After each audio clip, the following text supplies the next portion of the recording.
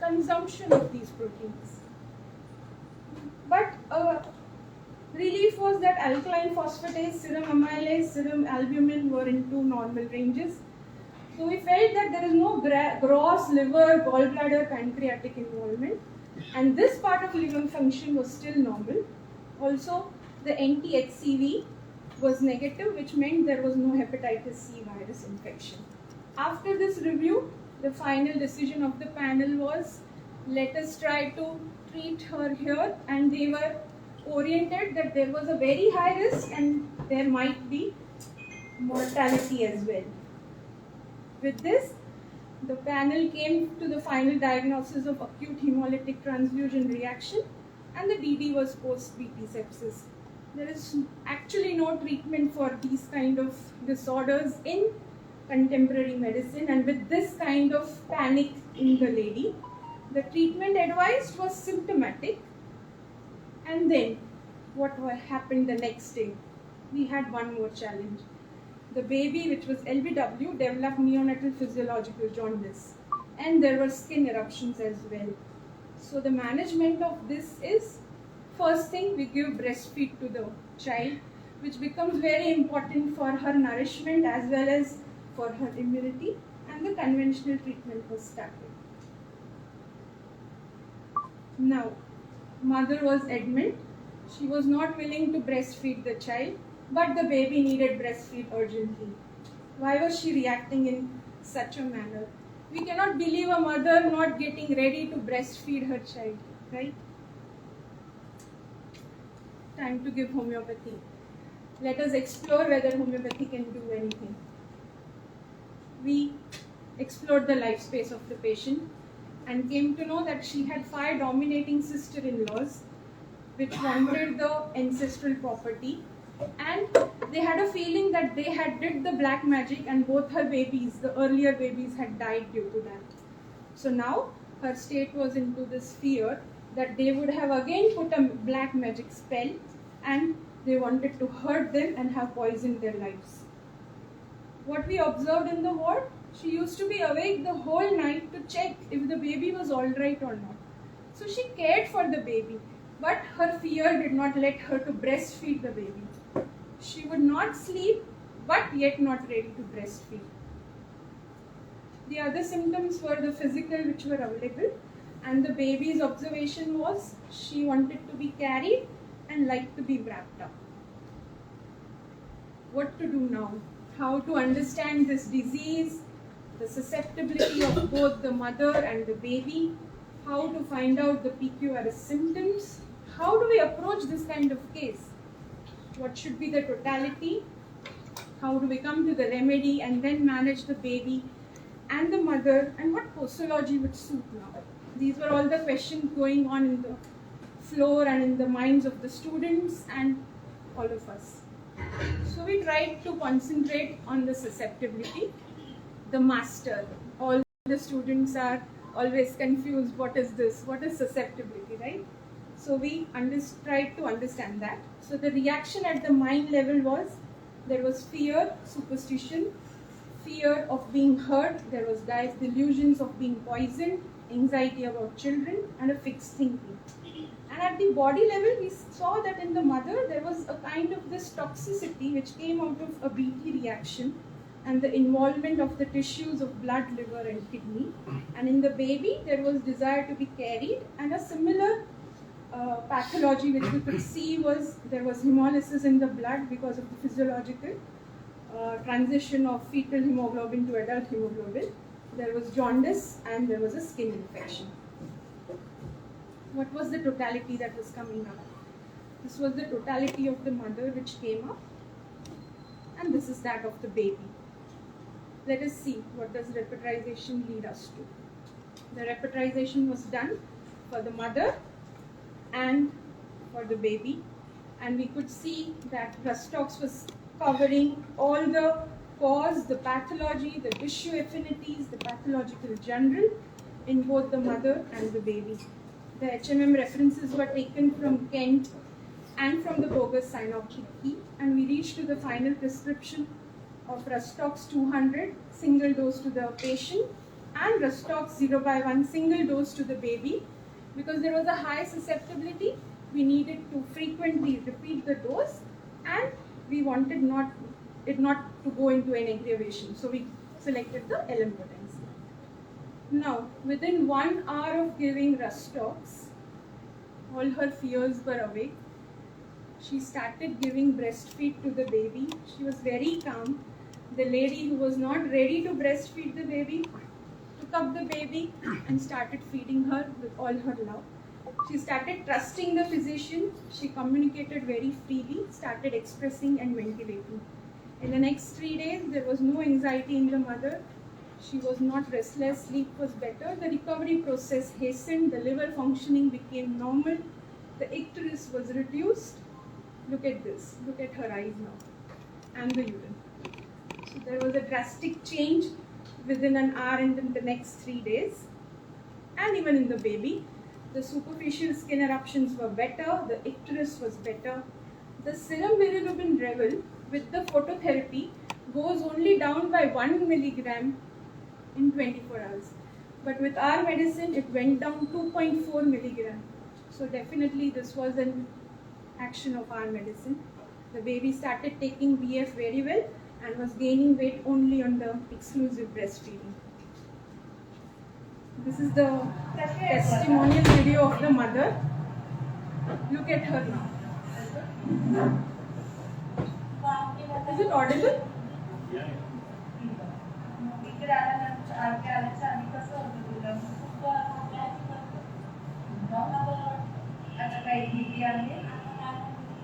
कशासाठी भागायचं अजून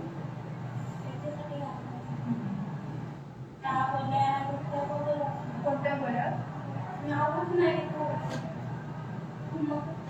होमिओपॅथीच्या गोळ्या घेतल्या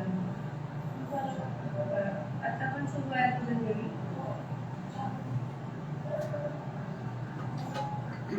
कसलं मला बरं वाटतंय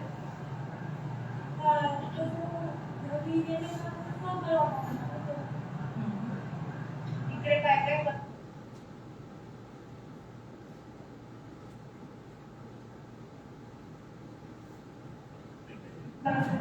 म्हणजे काय मनामध्ये विचार येतात कसल्या विचार सांगू शकतो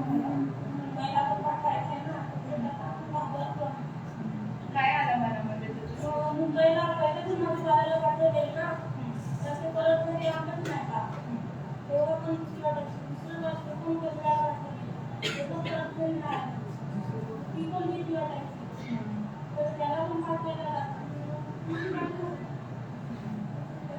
मग रडायची काय करायची आता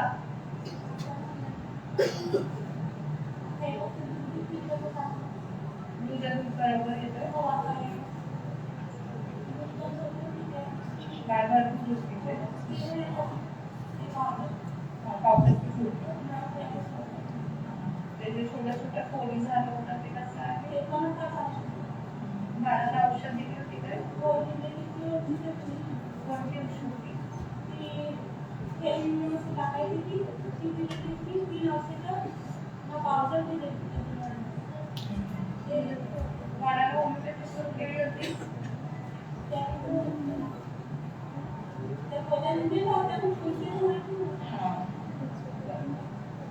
अजून काय बोलायचं आहे तुला इथे विश्वास होता म्हणून सांगितलं पहिले पण आलेलं ना सांगतच नाही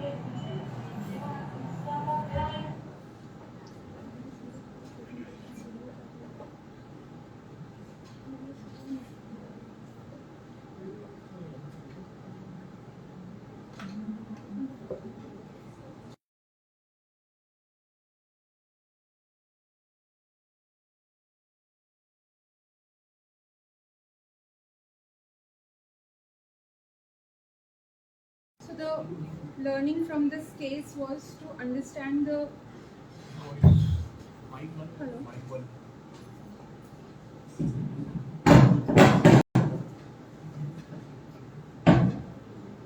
So this case helped the whole team to understand what exactly susceptibility means and how a mother and a child is a actually a unified unit. Slideshow. Yeah.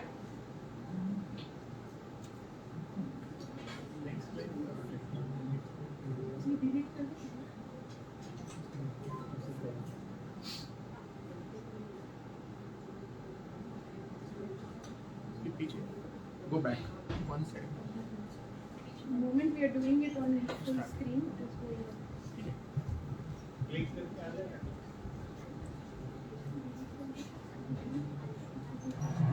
कसे आहे आता? Pause कर. Pause कर. Anyway, go ahead. Yes.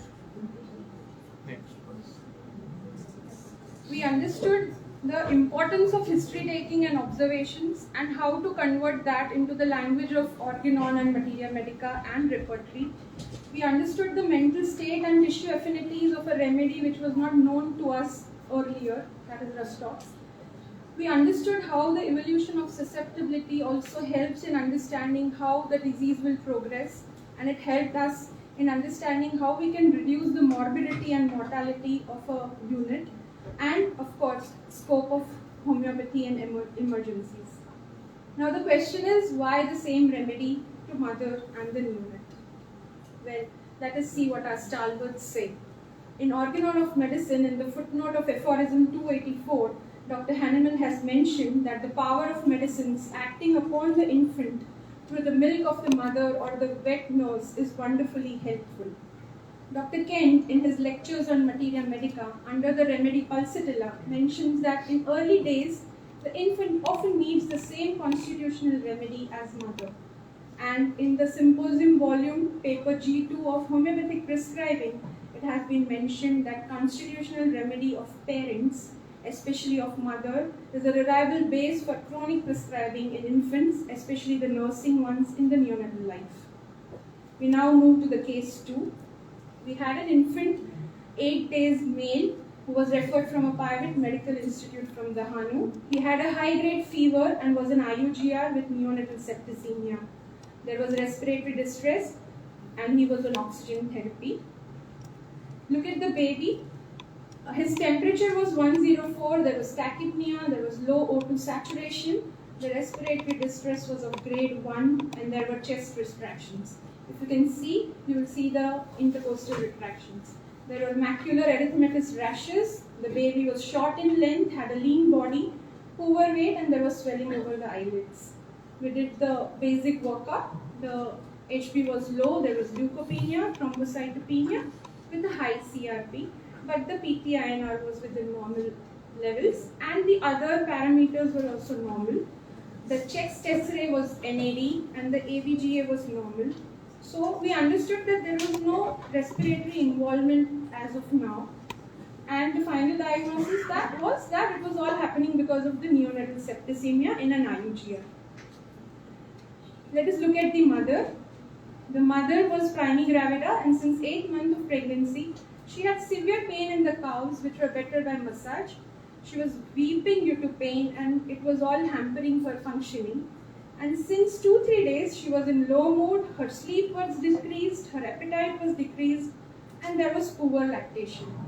We have a ward for the mothers, for the babies who are admitted in the NICU, and this is the corridor of the ward which has a waiting area. So the mother is sitting outside the NICU. She was not ready to sit inside the NICU. Her appearance was lean, thin, malnourished, there was frown on the face and she had a very poor eye contact and low tone. All her examination findings were normal. So we took a psychiatric evaluation to rule out postpartum depression and a gynecologist opinion for calf pains. The impression was she had only nutritional problems. And it was understood that the low mood was more of dispositional than due to postpartum. And she had macro and micronutrient deficiency. Now, if we understand how the evolution of the susceptibility has been in the prenatal, perinatal, and the postnatal period, and if we compare how mother and baby are going together on this, we see that a poor tribal lady coming up with maternal malnutrition had a neonate who was IUGR. There was a difficult labor leading to fetal distress, thick meconium and overriding of sutures. And in the postnatal period, the mother was in low mood, The appetite was low, there were leg pains, she had poor lactation, and she was indifferent to her baby. The baby landed up in sepsis, respiratory distress, and poor weight gain. But in spite of giving all the standard management, they both were not improving. So we decided we will start homeopathy. We explored her life space. We understood that as a child she had all this fear and suppressed anger. She had very limited friends, and once her sister got married, she took the responsibility of the family. She got married. It was an unplanned pregnancy which she went into, and the husband used to be always busy with his work. So she was dissatisfied at that level, and whenever the sister-in-law teased her for this matter, she used to get angry. We understood that she is sensitive, irritable, reserved, not able to love others, responsible and timid. And in current state, we saw how she was behaving in the ward and outside the ward. We understood how pregnancy and puerperium aggravated her. We understood how her moods were and what happened to her at the physical level. We understood the baby and the miasmatic understanding of the mother and baby both through this. We came to the totality of the mother and the baby, repertorized it, and what we see is both the totality is leading us to sapia. Again, the same remedy is covering the cause, the expressions, the pathology, and the tissue affinity of both mother and the baby as a unit. The management was started, and we understood that the susceptibility was high. So, sapia 200 single dose was given to mother and baby, and the next day, the baby had no fever, the rashes were significantly reduced, and the mother was also better. But because the pathology was still going on, we repeated one dose to both of them. After 2 days, the baby was better and the feeding was started. But the mother had poor lactation. There was no express breast milk coming out. So we gave sapia to both of them again. The next day, the baby developed petechiae as a part of the neonatal sepsis. The weight was not gaining, and we had given fortifier powder to the baby, but with that also, the baby was not putting on the weight. So now, TUB bovinum 1M 1 dose was given to the baby, followed by sapia 200 1 dose. The mother was better and the lactation had gradually increased. So we continued with the same treatment, sapia 200. The next day, the oxygen support was withdrawn. There was a good weight gain in the conditions in which earlier the weight gain was not there. And it was gained to up to 65 grams per day, which usually is very good because otherwise babies gain hardly 20 to 30 grams per day. The petechiae were still there, but they were recovering. The mother was improved. Now her care for the baby had improved, and the lactation, which was hardly coming to 2 to 3 ml from the breast, went up to 26 ml. So there was an overall improvement in both the mother and the baby. If you can see, now the rashes are not seen, the breathing is now stabilized. The sapia 200 was given to both of them. Now this is the mother who is now inside the NICU, the one who was sitting outside. So we all were very happy that finally she at least came inside to meet all of us. In the next 5 days, there was a good acceleration of weight gain and both were better. So they were discharged on placebo. After 5 days, the mother was better, the lactation was adequate, the baby was on exclusive breastfeed. The baby was gaining 80 grams per day, which is very good catch-up growth in an IUGR. Absolutely beautiful. And the length gained was 3 centimeter. The height, the head circumference had increased 2.5 centimeter. The chest circumference had increased 3.5 centimeter. So this kind of result in an IUGR baby is just superb, and this was all possible with homeopathy. So the improvement of the unit at the overall level of mentals, generals and the particulars much better, which was not possible with the contemporary protocols of NICU and IPD ward. Look at the weight acceleration after homeopathy. Before it was almost stagnant, and after that it has gone beautifully high. Learning from the case, the qualitative and the quantitative susceptibility assessment of mother and baby unit again. So susceptibility again proves to be the master. Appreciating the totality and mother's CR for the baby. Role of intercurrent remedy in removal of miasmatic blocks and facilitate the action of a well-indicated constitutional remedy. And we could see that a change comes on both the mental and the physical level with homeopathy. We now quickly move to a small case. Wait, I just want to know how much was the total expense? Approximate. Total? Expense. Hardly निकालना बहुत अच्छा काम कर रहे हो आप।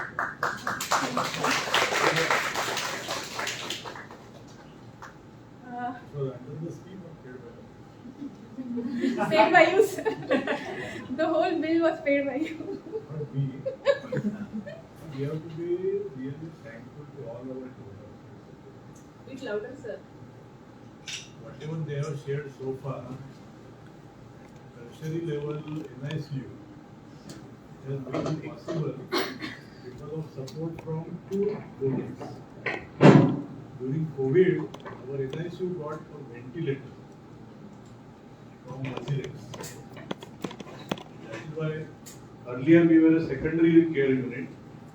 Now we are able to manage children with respiratory distress. So we have become a tertiary care unit. And there is another company in Voice, Palghar, IT and Shore. They have been supporting the upgradation of NICU. So various, they had prepared a list. All the list has been fulfilled to that Shore support. So they have all modern equipment that they needed. And they have provided for treatment, subsidized or free, of neonates from poor families. So majority of this, as I am seeing it, would be that tribal would be free. That first tribal would be free. Yeah. We are able to offer them free hospitalization with the support from CSR. So whenever we work in this, we should be mindful of the faith that the donors are putting in us. And in this area, without that support, treatment of these children will become impossible. Right now, as I see it, the NICU is best equipped. For 2 years, we were struggling to get those equipment. Finally, the last 2 years, there is a total support available. You made best use of it. We would like to share one of our experiences. Yeah, no, this. No, we this only is defined the last. yes. Good morning to one and all. This case actually, I had also seen this case, and the mother was actually evaluated for postpartum depression, and that was done in coordination with the PSY team. And I remember Gnea had done the evaluation, and I had even asked the pediatric consultants whether this can go into depression or no. So the pediatric MO, Nikita ma'am, also said that this could be because of constitution. So the type of case taking that you are doing will make or break the diagnosis. So I understood the importance of diagnosis in homeopathy, and also Sudesh sir also, he is majorly into allopathy, but he also stressed that you should consider case taking and also go into homeopathic case taking and understand whether this is postpartum depression or constitution. And through case taking, I understood that yes, this is not postpartum depression and this is a constitutional thing. So people who say that there is no importance of diagnosis in homeopathy, that was a big time rule breaker. And the understanding of this practical aspect through homeopathic case taking was understood by me, and then discussion with my MO and the consultants led to even deeper insight in this. And I still remember the bill of this patient was 2 lakh rupees, and I had taken the file to ma'am saying that ये 2 lakh रुपए का bill आया है and पूरा donor ने भर के उनको सिर्फ 2,000 रुपया भरना पड़ा. So that was really touching for me, that the kind of thing that we are doing, and unless we get this big portal to share this thing, it goes unnoticed. That such a big level of work is happening day in and day out with the efforts of ma'am and sir. Vipin sir is the biggest backbone that we have. Because of him, we are able to do all of this. So I would like to deeply thank this institute for giving us this insight and giving us the confidence that okay, you guys are there behind us so that we can do things and learn under your shelter. So thank you so much. Really great and blessed to be here. Thank you. I would second her thoughts completely. There is no doubt that without all this team, we are nothing. Quickly moving to the caselet. We had a 3 days male baby who was LBW, and on the 3rd day had one episode of vomiting with weak cry and weak activity last night, and there was icterus up to the legs. The neonatal reflexes were poor, so we did the sugar levels and it came down to be 34. Less than 50 is considered as neonatal hypoglycemia. So we came to the diagnosis of hypoglycemia in a late preterm with LBW and neonatal jaundice. The standard management was started, and usually in the first 2-3 days, all these neonates get settled in this part of metabolism. But this baby had a fluctuation of HGD from 75 to 155 on day 3 and 4 of life, in spite of titrating the IV fluids, giving them bolus, and there was no history of DM in the mother. So this was all the more characteristic. The mother had chronic gastritis and had her own complaints of burning and water brash due to the medicines which were going on. So we took the mother's case, we understood the totality of the mother and the baby, and we understood that both had high susceptibility and a tubercular. Okay, sorry. So there was anger, there was this sensitivity, the fears, she was timid, the physicals available were coldness of palms and soles and the craving for eggs and milk. And in the baby we could see the metabolism affected and the liver affected. The repertorization was done. We had understood the susceptibility and we came to phosphorus. 0/1 BD for the baby because we had to repeat it frequently to stabilize the metabolism, and 200 single dose was given to the mother. In 2 days, the glucose level stabilized and was well maintained. The jaundice resolved, the baby gained weight properly. And look at the fluctuations before giving homeopathy and the stabilization after that. The mother was also better. The learning from the case, understanding the susceptibility, the effective holistic management of mother and the baby and giving both the same remedy, understanding the role of homeopathy and its role in metabolic disturbances in a LBW baby which are difficult to manage. Moving to the case 4, we had this baby who was again IUGR and LBW and had queried birth asphyxia and was kept to observe on O2. The mother had poor lactation and pain and hardness in the breasts, and there were problems of nutrition in both baby and the mother. The totality of mother was taken. We could see her precocity, her responsible nature, her yielding, her anxiety, and her physicals, in which she had hyperemesis from smell of food, she had desires for ice cream, and hardness of the breast. The totality was repertorized. A synthetic prescription of Kerikeria silicata was made.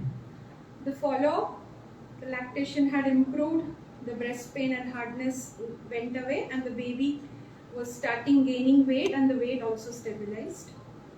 The learning from the case, the prenatal and the postnatal susceptibility of the mother and the nutritional problems of LBW can also be managed very well with homeopathy. And the mother's CR not only resolved the problems of the mother, but of the baby as well. So definitely they function as a unit. Just wait. I want to understand the thinking process. Go back. Don't be in hurry. He can have Go slow, let people also give thought and then you give your thoughts. So, your case में आपने synthesis किया, I just wanted to understand how you come to that conclusion and take, because these are very delicate decision making.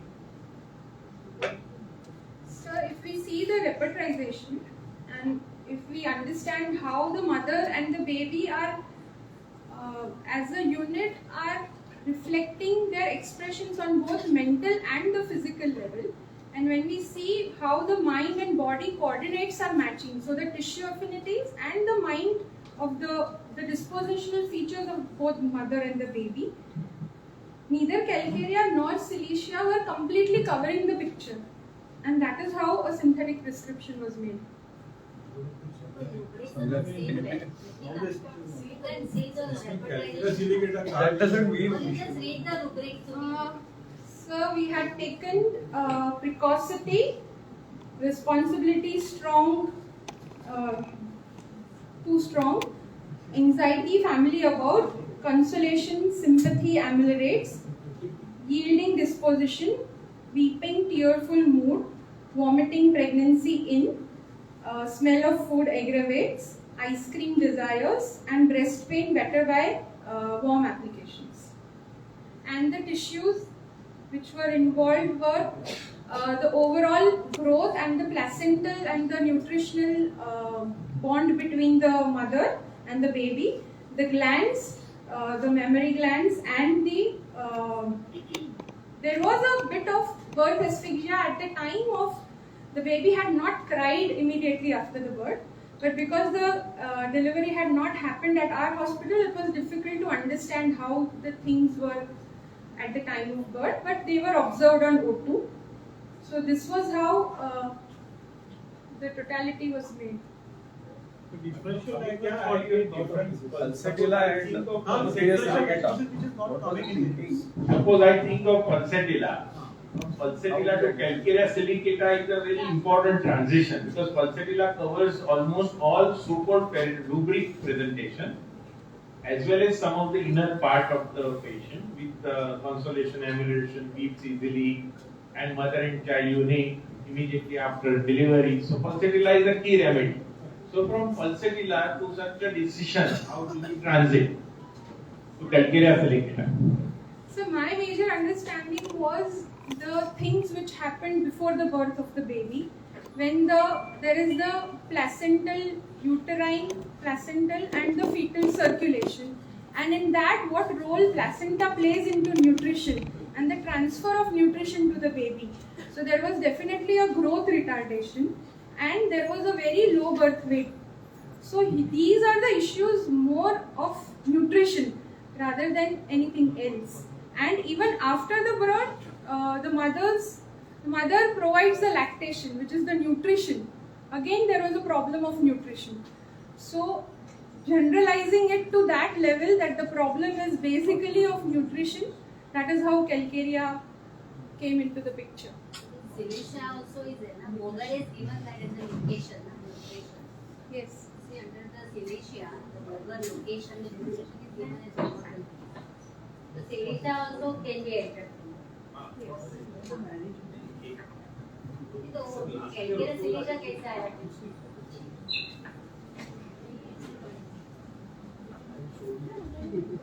So I think very important part you are saying, I have understood this entire process of thinking.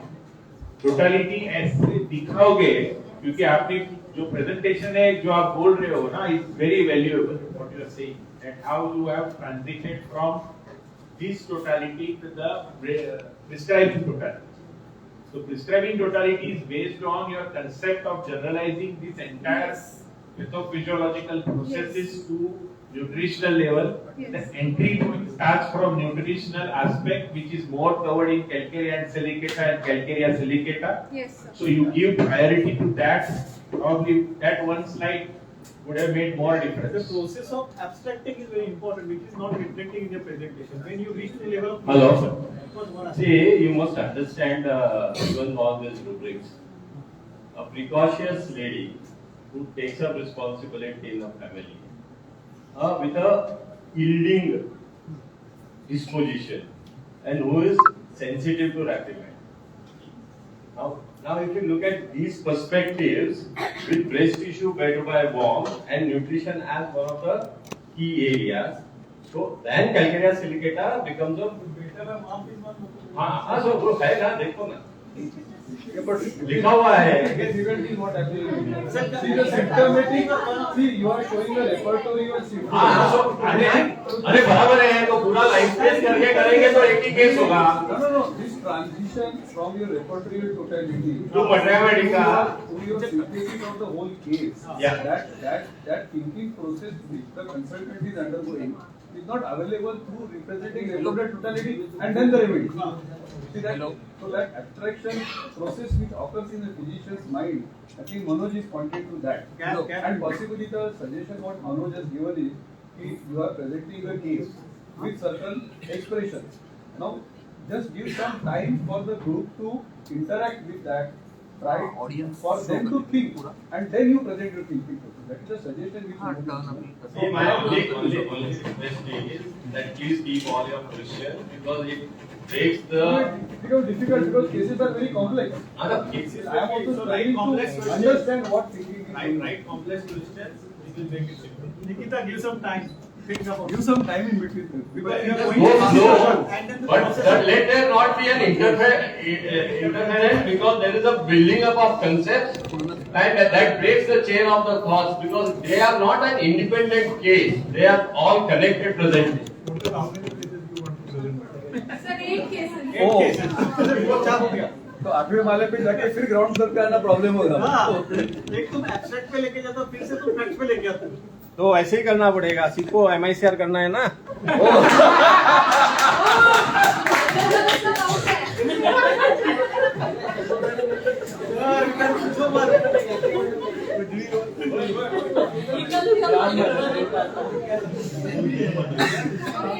Now I would like to invite Dr. Nandini Jadhav, our MD Part 2 Pediatric student. She will come and share her case and her experiences of being on the floor.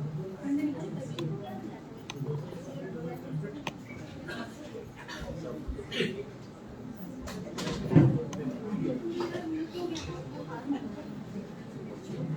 Good afternoon, everyone. The 2 days neonate born at government hospital. Primary gravida mother. History of poor cry after birth. And complaint is a respiratory distress with chest retraction on 8-liter O2. Sternal notching is present. Grunting is present. Caput succedaneum present. Birth is a full-term normal delivery. Very prolonged labor. Birth weight is a 2.3 kg. Did not cry immediately after birth. Obsessed is the very pregnancy-induced hypertension. Bilateral pedal edema during pregnancy.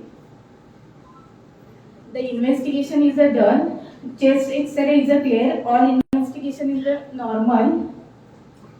The problem is prenatal state is a very postnatal PIH, bilateral pedal edema, inadequate placental circulation and low birth weight. Perinatal complication is a prolonged labor, fetal hypoxia and distress. Postnatal is a bilateral pedal edema, inadequate lactation, asphyxia and respiratory distress. All three problems conclude the poor oxygenation at all three levels. Suboxygenation may go into complication of hypoxic, ischemic encephalopathy. Clinical condition of baby.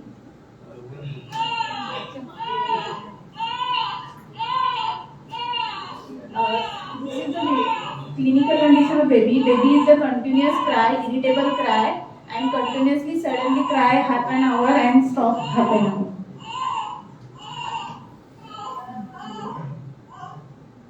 This is the exhausting cry. Clinical condition of mother. Mother is a fatigue, pedal edema present, blood pressure is a normal and poor lactation.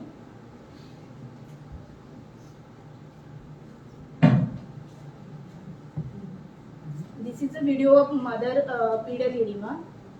Observation is a sudden increase and decrease heart rate ranging is 88 per minute to 170 per minute. Sudden changing in the respiration 60 beat per minute to 100 beat per minute.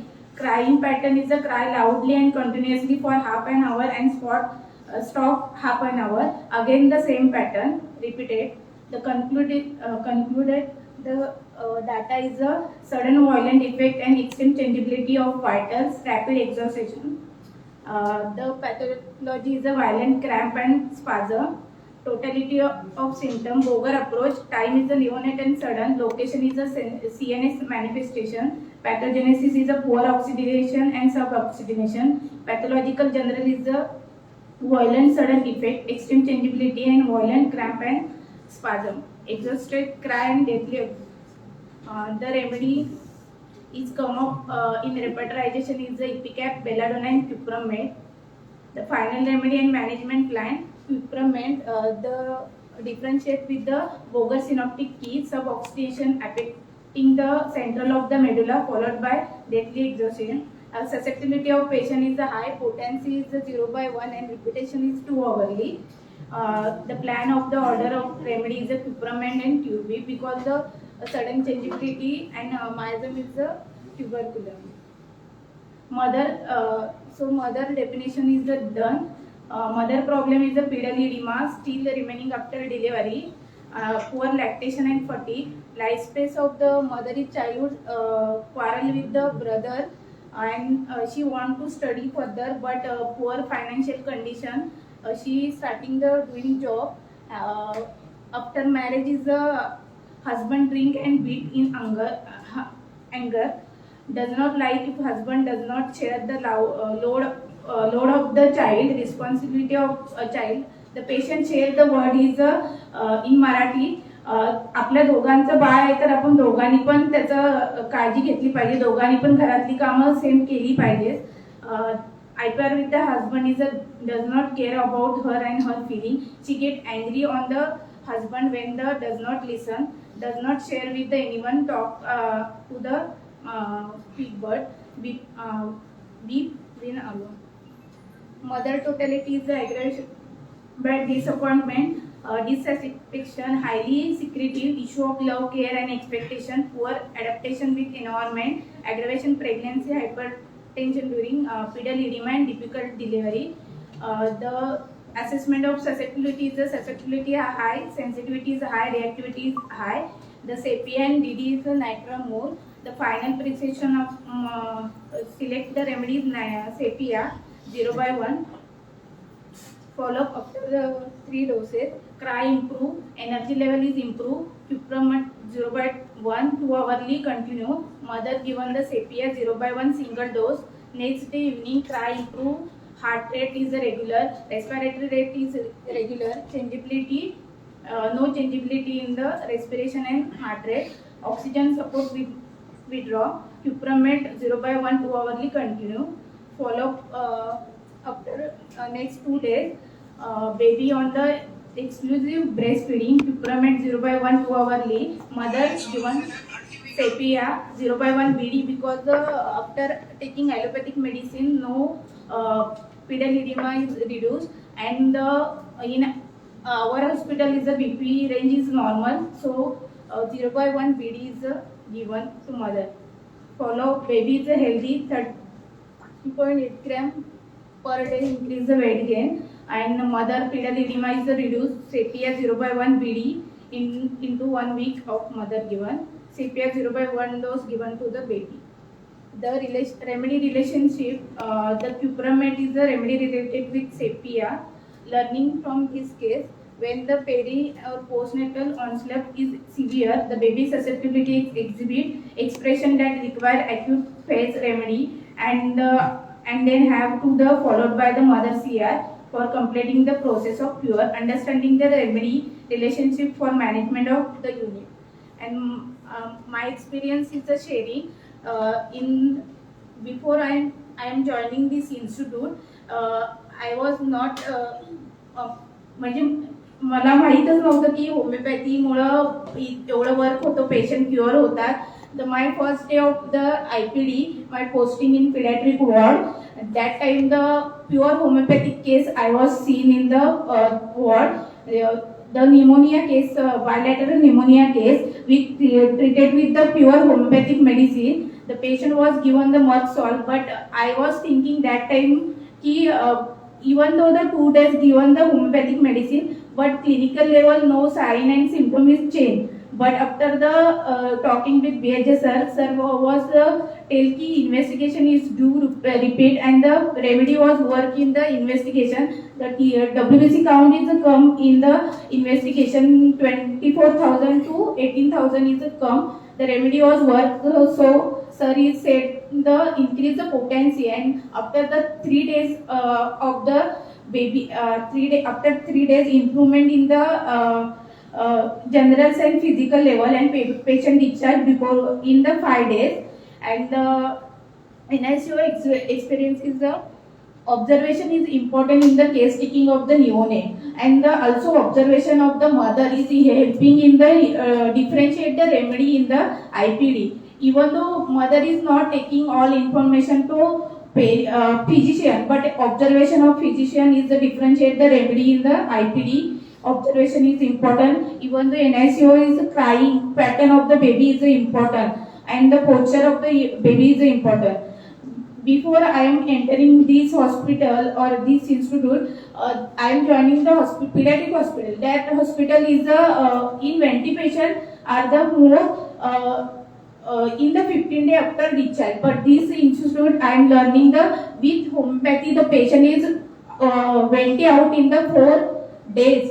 This was a nice experience for me. Also, the interest in homeopathy after joining this institute, or also I was a fear of the sharing PPT and PPT. Even though before I am joining this institute, not present any presentation or PPT in the front of all, but after this institute joining, I am present the presentation at this level. Thank you to this institute given me this opportunity and this opportunity.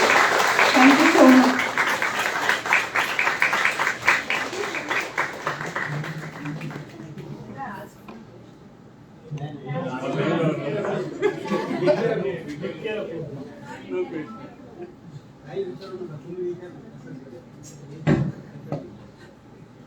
Now we are moving to the management of twins.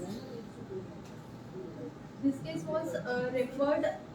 This case was referred to our hospital from one of the Mumbai's hospital, and parents wanted to take their twins to our hospital for the management of their weight gain. And after 17 days, that neonate wouldn't be able to gain the weight they should as per the criteria. So 17 days old neonate were referred to our hospital, and the history was at the time of birth it was a 30 weeks delivery, which is too earlier. And in birth, after birth, both the neonates were having respiratory distress, whereas twin one went into the grunting with the murmur, which was there for 5 days, and he also needed the phototherapy for hyperbilirubinemia. Whereas twin 2, he went he went into further complications, which needed the surfactant therapy and CPAP. If we look at the mother's obstetric history, there was spontaneous abortion. The second was the preterm vaginal delivery, and the neonate died within 10 hours after birth. So these twins were the third which came to us. Now they were under the all standard neonatal treatment, and in spite of following all that, they were not gaining the weight. So when we calculated, the neonate twin first was having 0.5 gram per day. That was the ratio.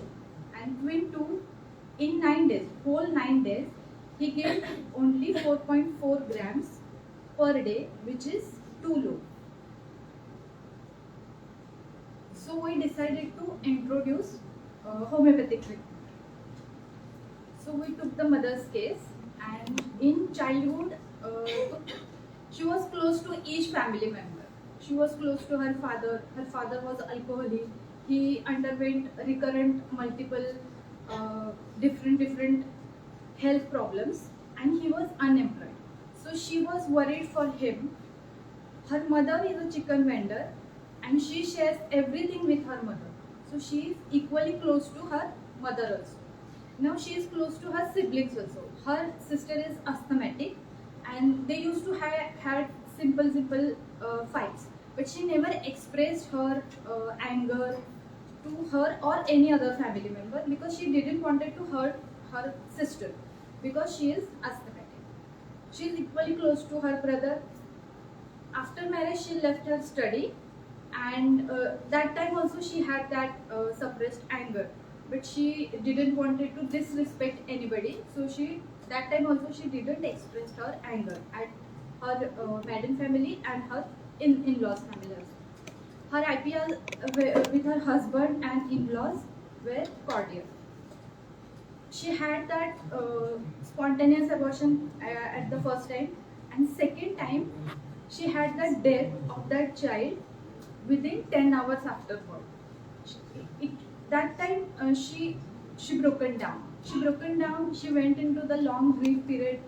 This pregnancy, they had this incident, and she went into that continued long grief for whole 3 years. She used to weep, she used to blame herself. She had that dreams of change. In spite of she is having twins nowadays, and they are comparatively healthy, but still she is remembering her that lost child. So this was her mental state. Her mother-in-law used to taunt her for all these things, for the twin preterm deliveries, for the financial condition, for the lost child, and they had to move from their native place to Mumbai, from Mumbai to this area. So this they also had that money issue. So this was the totality. This is the repetition.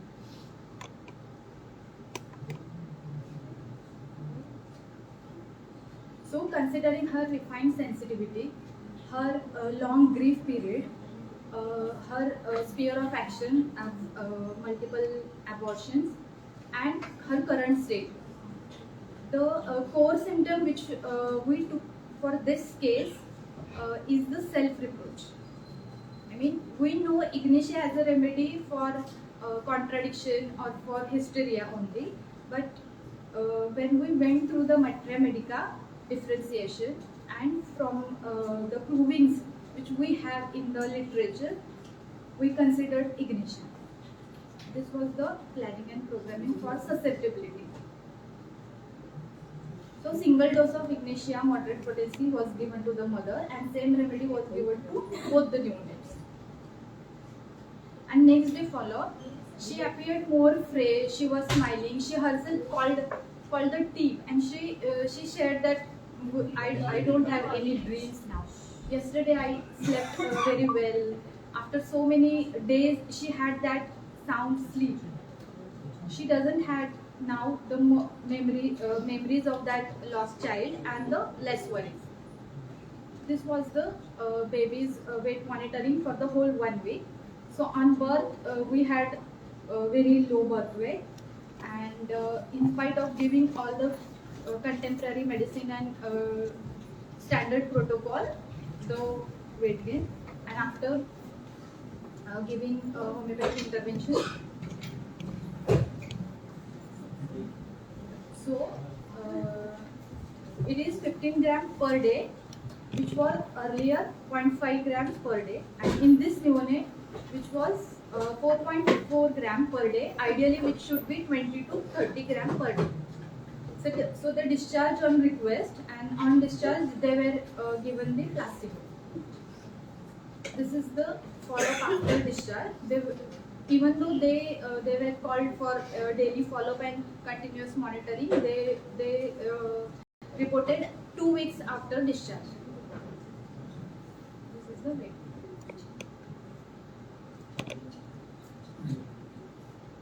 So this is the learning. In this case, major learning was understanding of person.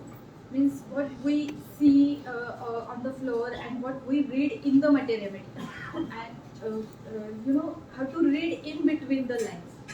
So while reading materia medica and while listening to the patient, that bridges the gap.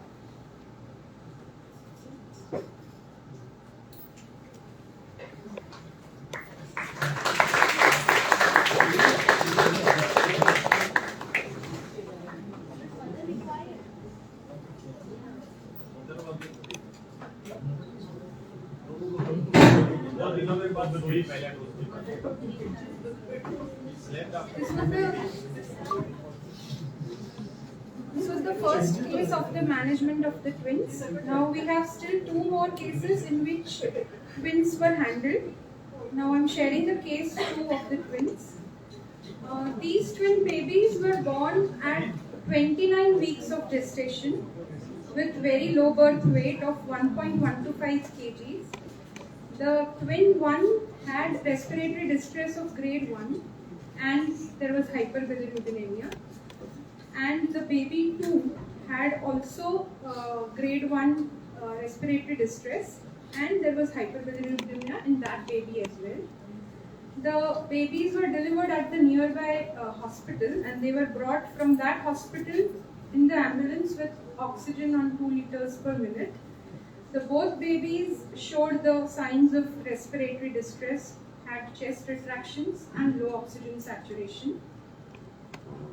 Trying to understand mother's previous obstetric history, she got married in 2016. She had a natural abortion in 2018. They started the IVF for them, and in 2019, during that treatment, it was understood that she had posterior wall intramural fibroid. In 2019, the IVF was again, 1 cycle was repeated. She conceived but had cervical incompetence and cervical cerclage was done. In July 2021, she conceived through IVF. She had male twins, but again there was spontaneous delivery at 6 months because of the cervical incompetence, and it went into stillbirth babies. She again conceived with the help of IVF, and this time these 2 male twins were born at 29 weeks of gestation. If we understand the clinical condition of twin 1 on day 1 we did the chest X-ray, and if we see the upper X-ray, there is reduced volume and transparency of both lungs with ground glass appearance and microatelectasis. So from this we understand that in premature infants who are at 29 weeks of gestation, there is lack of surfactant, which usually develops after 30 weeks of gestation and is at peak at 34 weeks of gestation. So these babies were born even before there was any secretion of surfactant from the pneumocytes.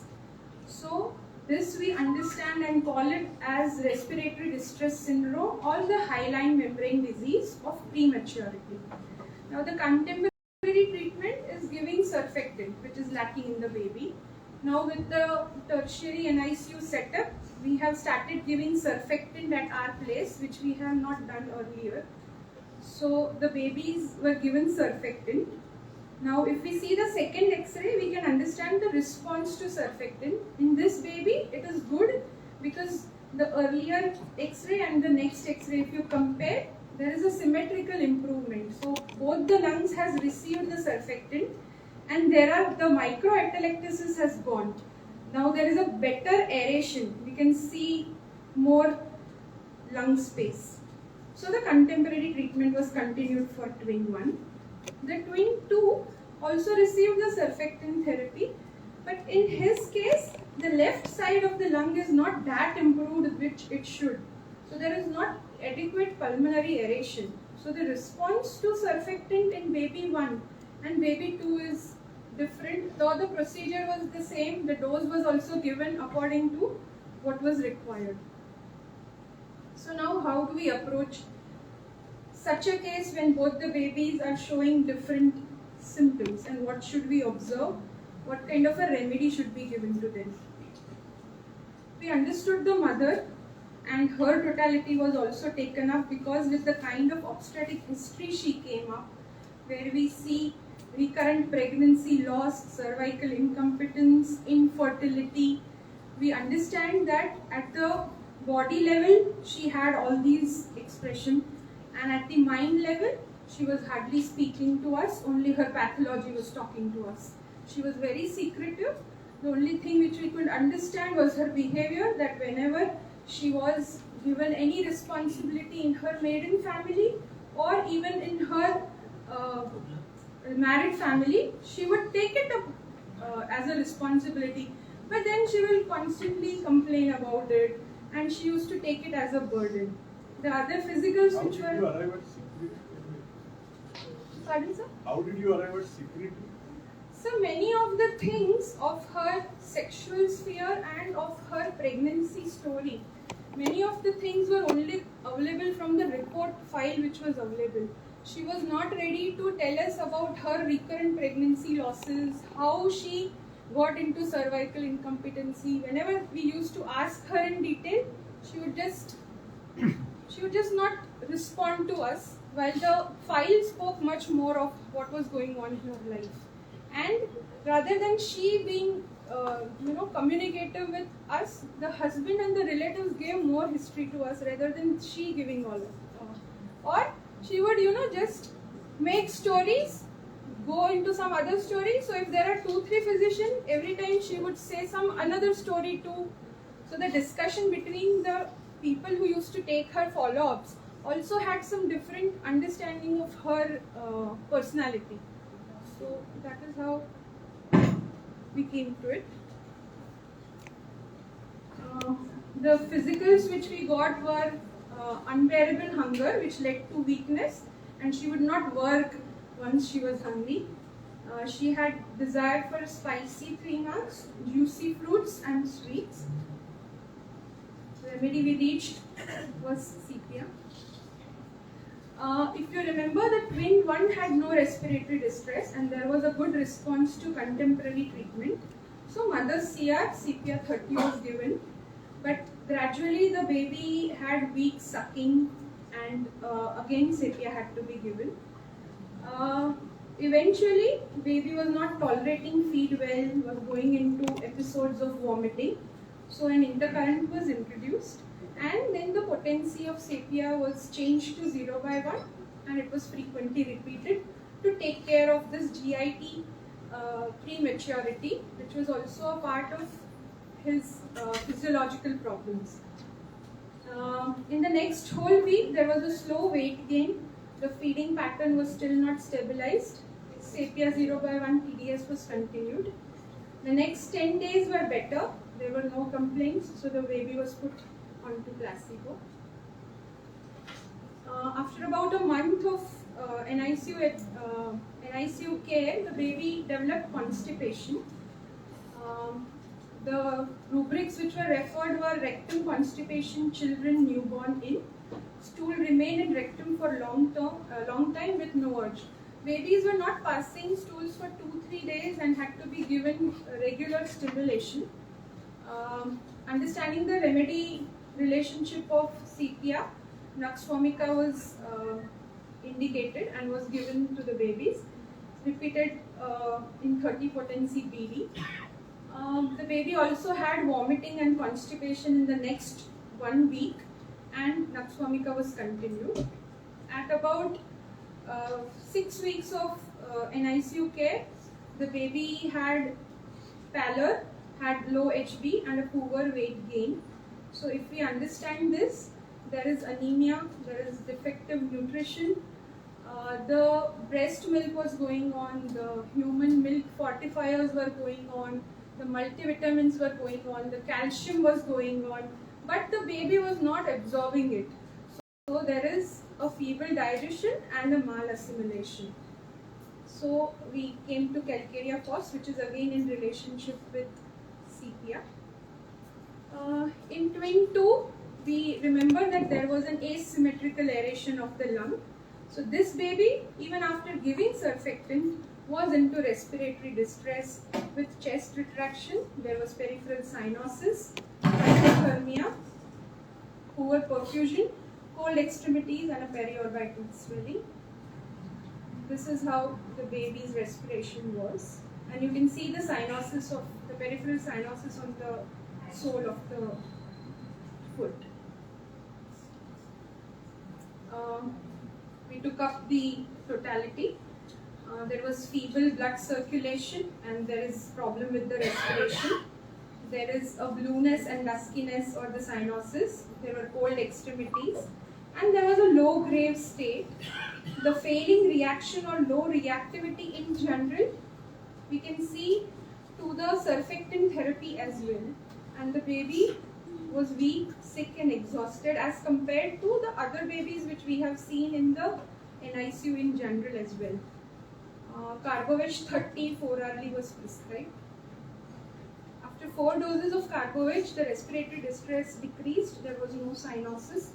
Periorbital swelling also reduced. The baby did not have any hunger cry and there was no spontaneous eye opening which started after giving homeopathy. And so Carbovec 30 4-hourly was continued. After 4 more doses, the respiratory distress was much better. There was no cyanosis. Carbovec 30 TDS was continued. Twin 2 was kept on Carbovec 30 TDS till the whole respiration stabilized. On 16/4, he was better, but the icterus had developed. So at this time, mother's constitutional was introduced. For the next 2 days, the baby was kept on the placebo. This baby also went into the physiological GI complaints of constipation, feed intolerance, and Naxwamika 30 was given to this baby as well. This baby also went into the poor nutritional problems of anemia and poor weight gain, and Calcarea Phos 30 BD was started. This baby was discharged early than the twin one on 24th after about 7 weeks of NICU care, and on discharge Calcarea Phos 30 single dose was given. If we understand the remedy relationship of sepia, we see Naxwamika, Carbovec and Calcarea Phos. These references are taken from symposium volume where we can see the chronic and intercurrent and the acute relationships of sepia, and we see how these remedies are coming up.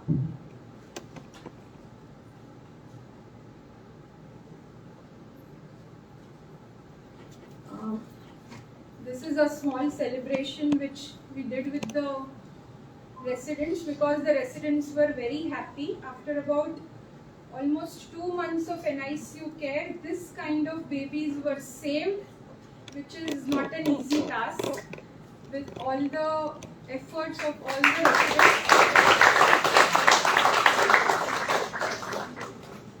So we had a little bit of celebration. And you can see the smile on the faces of the residents. Mother is physician fatigue.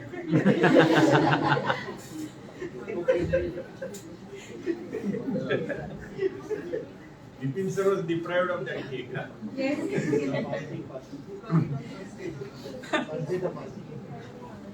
This is the first follow-up after the discharge. The twin one had gained 70 grams per day and the twin 2 had gained 20 grams per day, and their other parameters were also improving.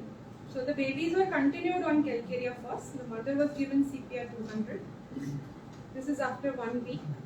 The babies are doing well.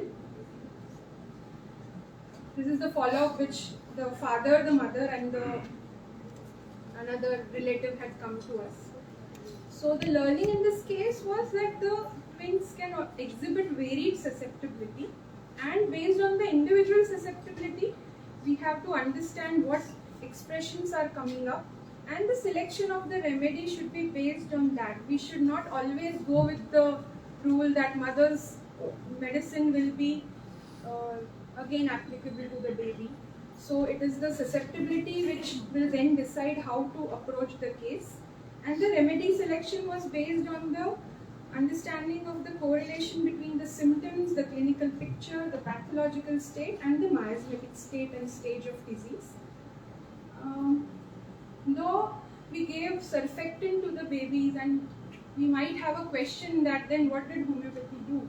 But then definitely only surfactant has not done what it should have done, and only surfactant is not enough for that. So we understand that homeopathy definitely is complementing the action of surfactant, and it helps in maturing the process of functioning of the pneumocytes and the secretion of the surfactant further. Because the dose was given only once, surfactant was given only once, but the baby stabilized very beautifully with that. The plan was to give another dose of surfactant after 10 days, but that was not done because the babies were already coming out of it nicely, and the neonatologist had commented that in these babies the responses are coming very beautifully.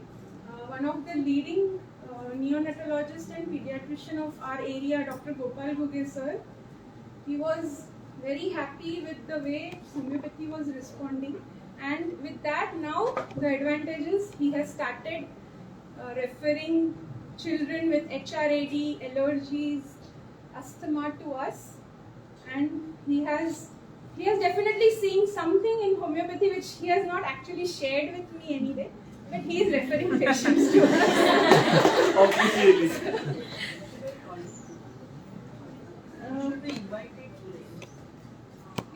He was not available. Even Sudesh, no? He was not available. But can we replace surfactant with homeopathic drugs? Because there is such a good response. Like we have discussed with the neonatal. The role of CR is basically influence surfactant. Maybe the approach, homeopathic aspects, maybe going physically, maybe whether the role of CR in increasing this surfactant. We will. That will be after 22 years of existence. This is the first year when children requiring surfactant are being managed in Balgar Taluka. That's the There opportunity we is get. no history of the children being managed in this area. First time with the availability of ventilator, the team is at least trying to manage. So they are very, and these are the children requiring tertiary care. And the cost of the treatment is very high. So now, right now, this integrated, so they have to be managed under the pediatrician. I think pediatrician will allow you to manage before any experience given in this area, forget homeopathy, to manage these children without surfactant. But he is titrating the dose and he is saying the first dose is acting and beyond that children, you don't need to give second dose. So that is why you will develop. Yes.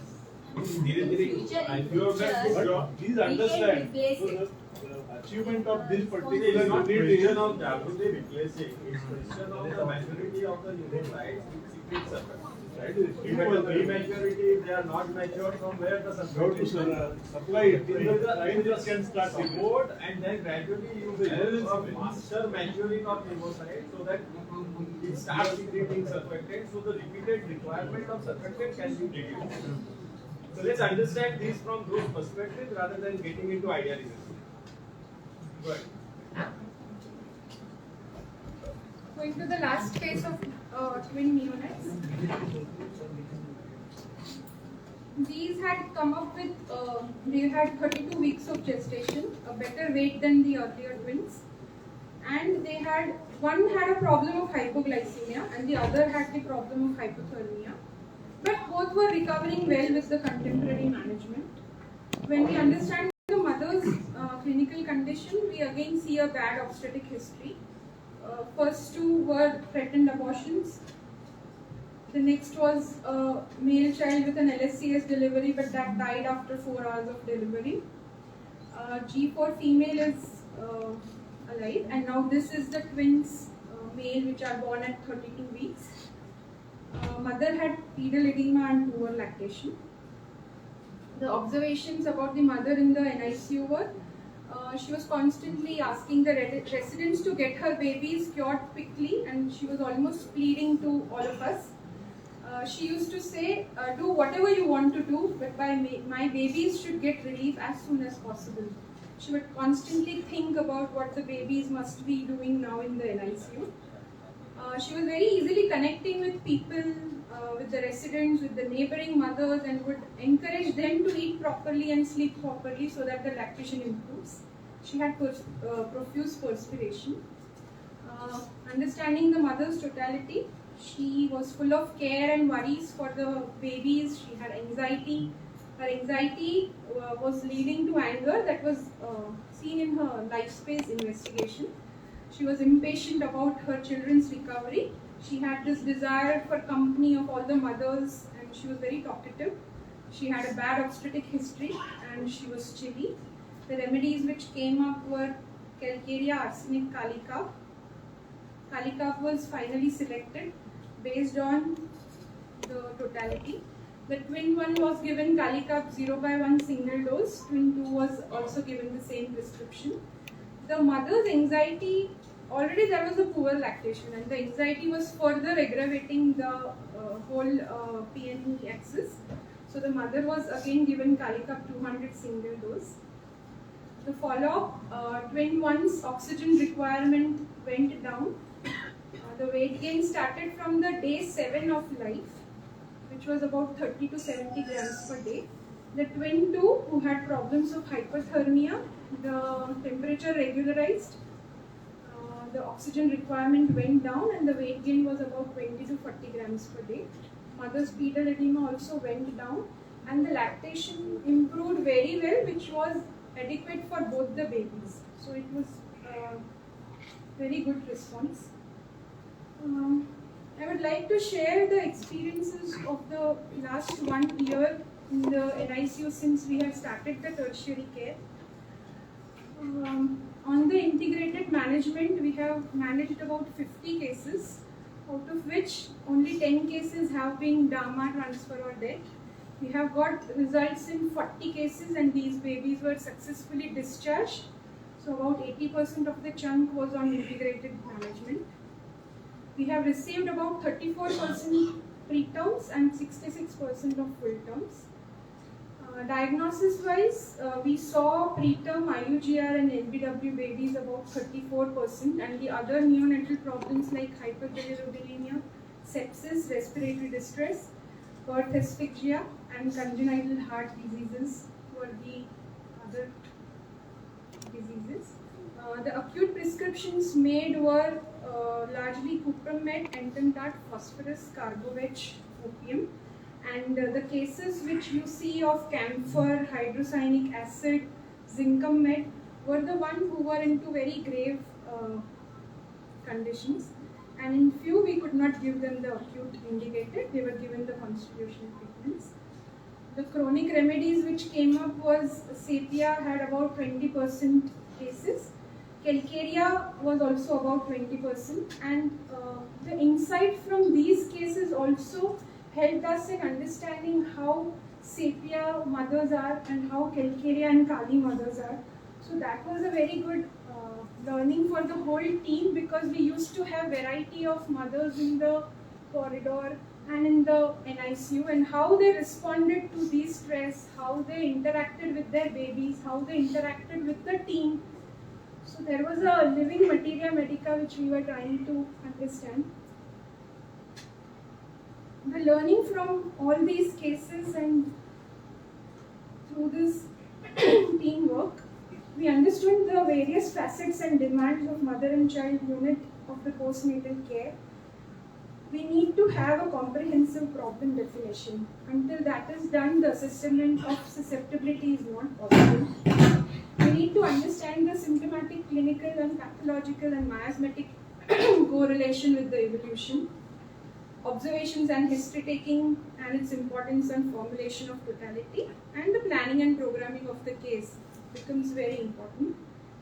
Understanding the intimate relationship between the unit and the biopsychological social facets of it. Understanding the miasmatic load, the mother's clinical state, which is before, during and after the pregnancy, the placental and the fetal circulation, and the lactation after the birth.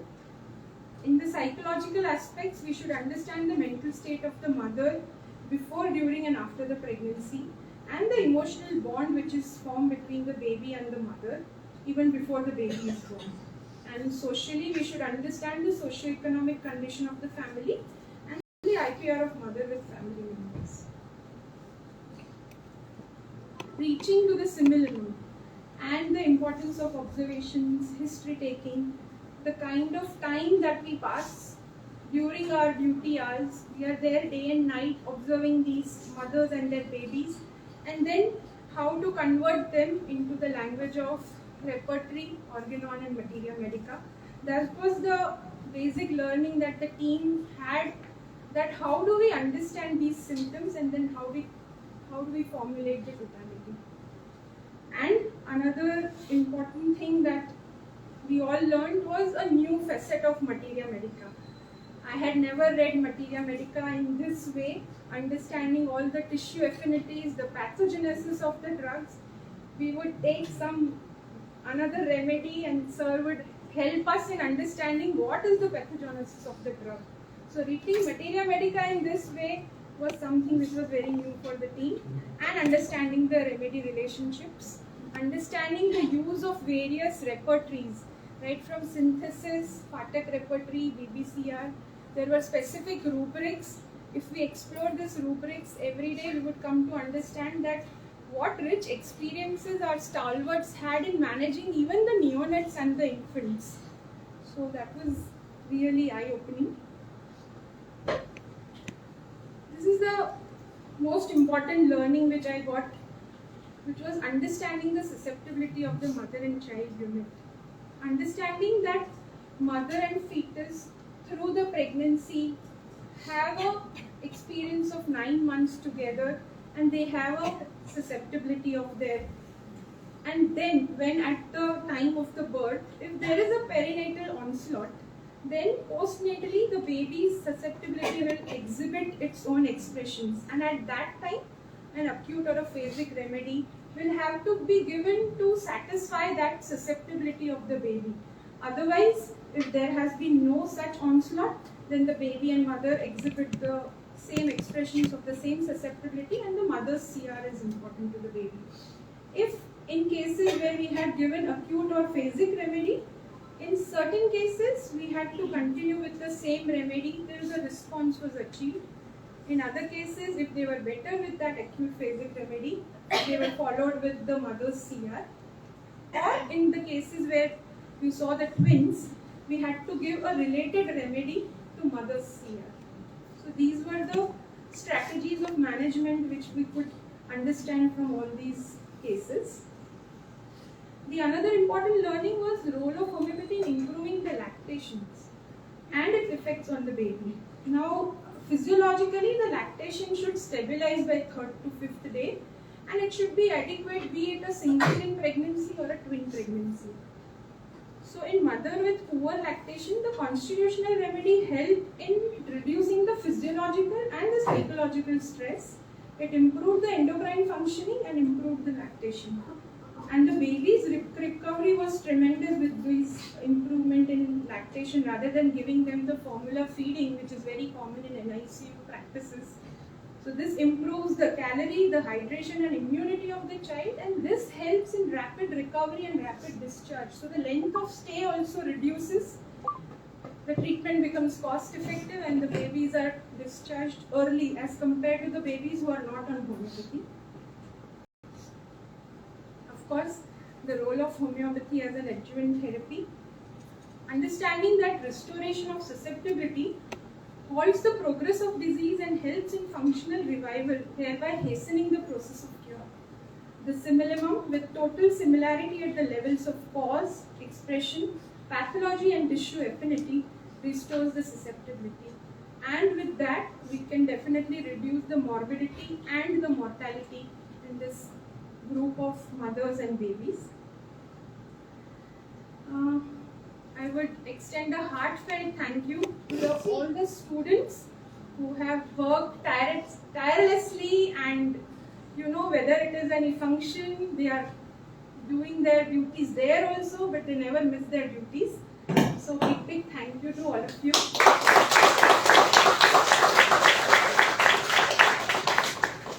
It were their observations which used to help us to understand what is happening to the susceptibility. to the consultant, Dr. Vipin sir, who was always there on the days and nights. We have given him calls at 2 in the night as well, and he would give us a remedy. To the Department of Pediatrics and Neonatology, and last but not the least, our alma mater, our nourishing mother, who has given this opportunity to learn and grow. Thank you.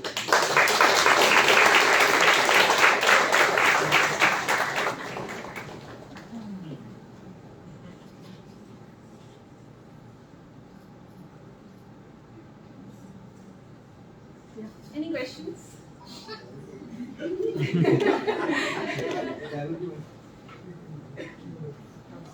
You presented the statistics of the integrated management. Yes. But how many total cases were there, and which ones were not taken up for integrated management?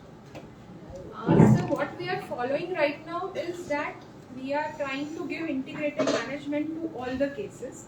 Only the parents that not give the consent to give homeopathy, they are not given the medicine.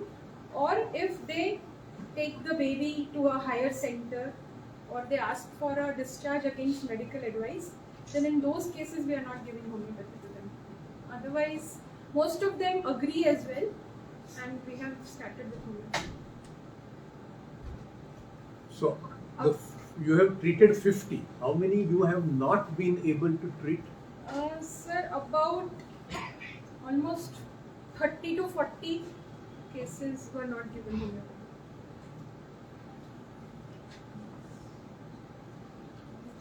Can be a paper.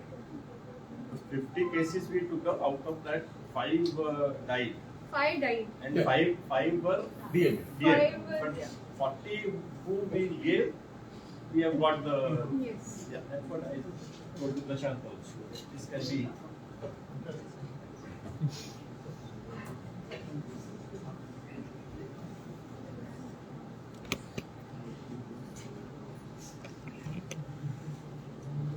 One thing, Nikita, I have just, this is a fairly complex thing. Because Mike. Let him come here, no? Let everybody come here and talk. So he doesn't have to move his.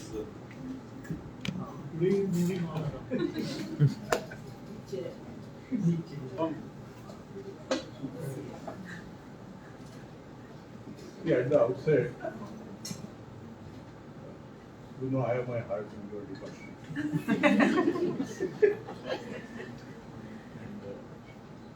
And I discussed there are now 2 Devis in this department. Nikita first tried to revive NIC. Mind you, our beginning of RHH, which preceded by our experience at Rams, and which gave us first-hand experience of the potentials of homeopathy in pediatrics. Of course, there we did not have NIC. Ram would not manage units. So, the extent to which homeopathy works in little children, we are aware. NICU in Palghar at its best has managed around 250 neonates in a year. So that those many number of lives can be saved. And your presentation, there is a lot of, this theme of studying the mother-child bond. Where till that what point they are together, where they differ, what happens to their individual susceptibilities, where the remedy needs start differentiating is the area of research. Even, from the perspective of priorities, setting priorities, I remember when we started NICU, there was a debate because there was a parallel proposal of dialysis. And we had made all the costing. And we had realized that by starting a dialysis center, at that time the proposal was 4 machines, we will keep 25 people alive for 1 year. And for the same expense, we projected that we can save the lives of 250 children, then who will live life for next 60, 70, 80 years. So we had made a conscious choice to give priority to NIC. You know? At that time. So dialysis came much later. So this is the, I mean, and for a pediatrician, a homeopath, 30% of practice is pediatrics. So this department must grow. This is my feeling all the time. Now at your level, one is this, you are trying to study conceptually the separation between mother and child. And at the level of posology, I mean, this appears to be again another area in development. Because it has been said that posology is not settled in terms of law, it is a matter of experience. So I found that the use of 50 millisimal and centesimal differently for mother and child would be a very peculiar disease. In the earlier NICU experiences, mothers were given medicine instead of children. So the child was treated through administering the medicine to mother. Olfaction has also been tried. Because I remember when Vilas was there were cases of gangrene, then there was a case of hydrocephalus and hyperbilirubinemia. All had responded beautifully. But hydrocephalus with sunset sign, they had responded to homeopathy. And with all the videos, I remember that. So there the medicine was tactile stimulation. Even skin. And applying on the skin is one method. Administration to our mother is another method. I don't think that time we were using 50 medicine. last 1 year. And I mean, why the separation between 50 millisimal to the neonate and the centesimal to mother when they are one unit? That will require some analysis. Maybe it is an experimentation also, and we need to find out. I mean, I'm not asking, but these are some observations which came. And now, and the another thing you have pointed out is till what point the mother and child will require same remedy, when the related remedy will come, when the acute remedy will come. So it's a whole area of research that is very clear. So my only, I mean, you may answer some of these questions, you may research some of these questions. My only request is read that 250 figure so that you have enough material. You don't want me to sleep.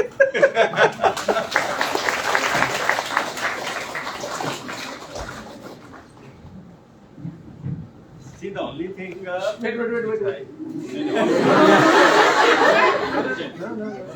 Manoj sir. Sir also has to talk. One thing I just want you to convey to students, that is very important.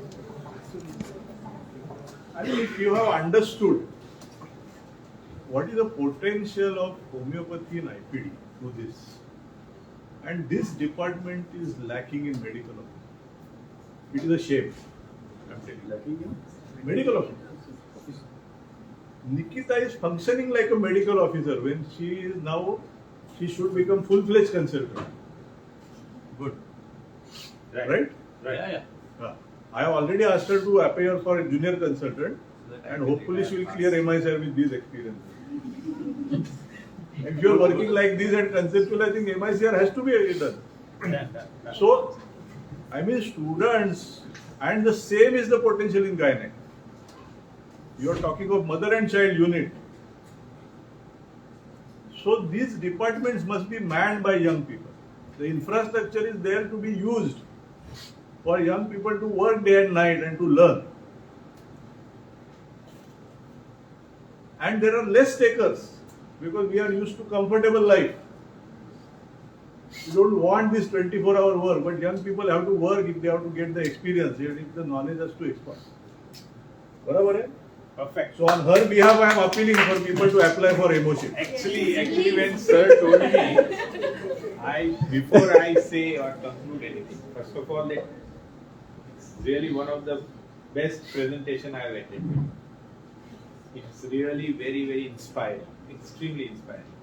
That's what is potential of homeopathy. But before I go into that, I wanted to, because this is very important opportunity to understand what brings passion within us. And what made you to come here? This is the right time, you must come back. So you as a student and you traveled to this department again. Tell the story because it's very, very important.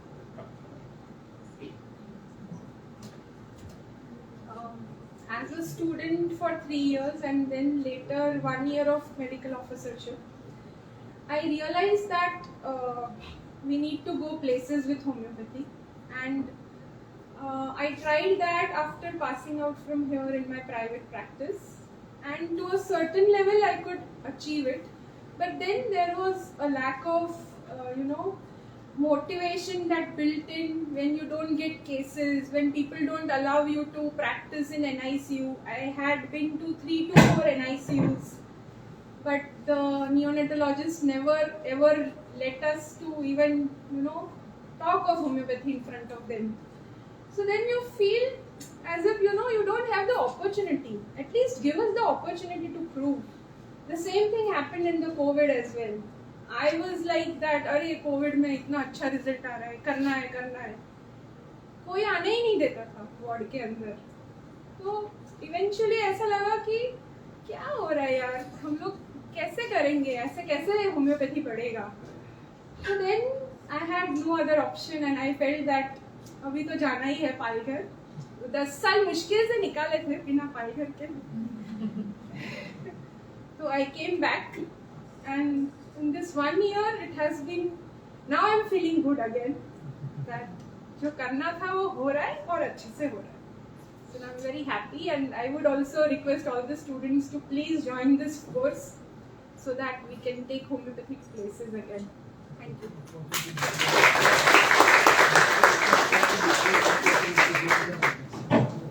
We are missing you, Goda sir, if you are listening. So just a moment. This we had a career guidance session on the day before yesterday, and there was one opening in the pediatric and gynec for the emotion. I think that aspect was untouched in our throughout these sessions. So, I would like to, again with this context, I would like to go ahead and just appeal to all this senior batch to apply for this post. And if more people want to work in hospital, we'll create more posts. Yes. That's what Prashant sir को भी मैंने वही पूछा. This batch, which is outgoing batch, also somehow is very talented batch, and there is a huge potential for homeopathy through you. So let's come back to that later on. But very important part which I have seen is which minimum resources in this area, because I worked in tribal area.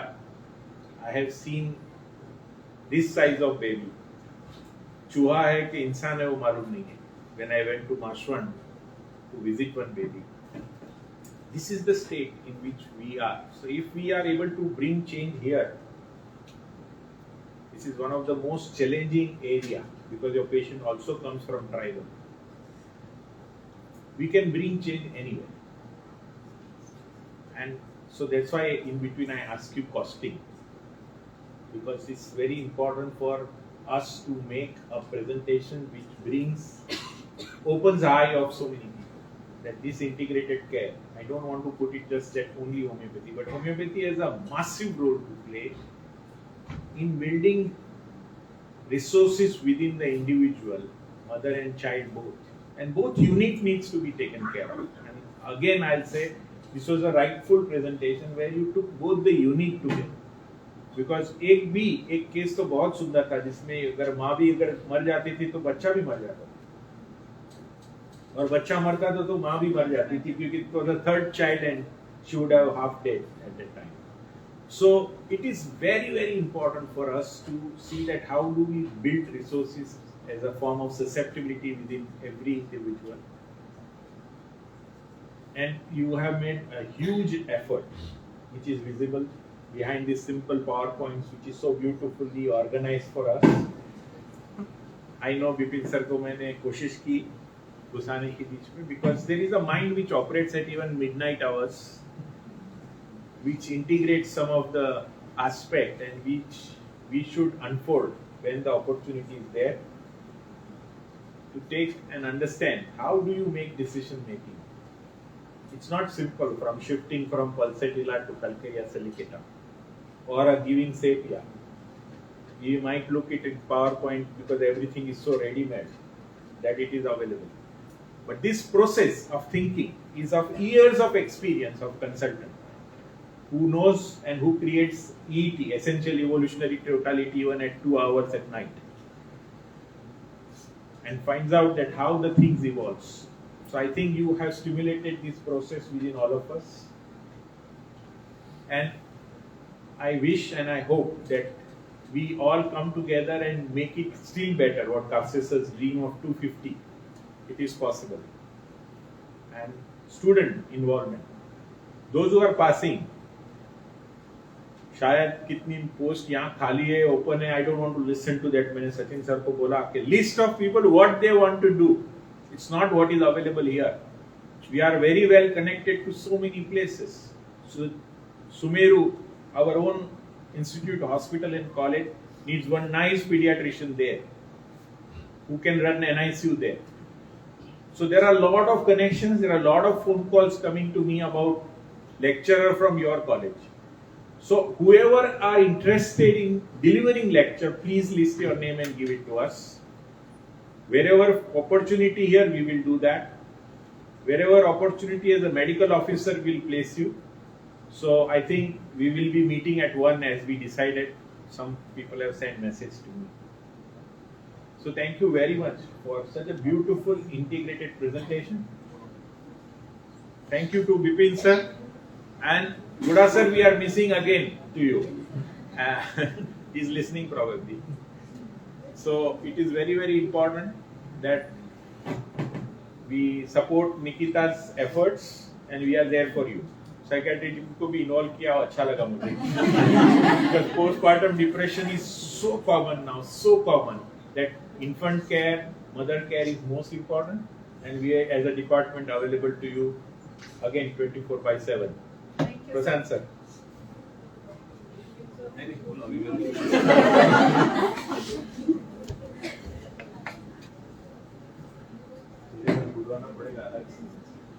I think definitely we agree that it was a wonderful presentation, because if you see the flow of the presentation, initially it raised a lot of questions and it built the concept, and gradually it went on differentiating which remedies, how these related remedies will come, and how beautifully we can see the result. When we see a good clinical material, then the research comes. Without a good clinical material, we can't do research. And there are two important things we require when you talk about the research.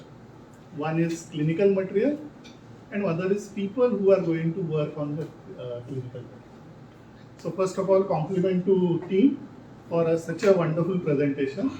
And obviously, when you see a lot of material, then you get a lot of research questions. So there are ample research questions, and I feel the way they have been documenting, there is a possibility of developing certain standard scales where the homeopathic results can be validated apart from the standard, the clinically what we have been doing. So there is a lot of scope for that, of developing scales. How to understand the susceptibility, maybe some kind of a scales can be developed in a neonate, and a lot of research work can be done. So there's one more responsibility on you. You at least, I can tell you 5 projects on this, so at least you can do 10, I know that. So, and definitely this Outwind batch, somebody should join, because all this work can continue. There was another request from my side on the basis of clinical training.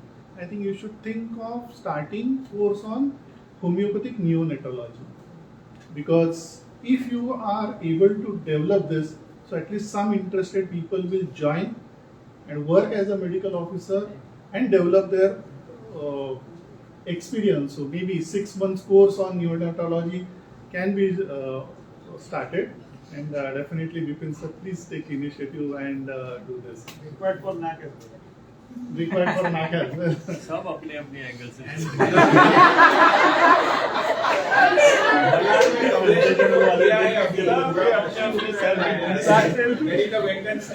Thank you very much. Thank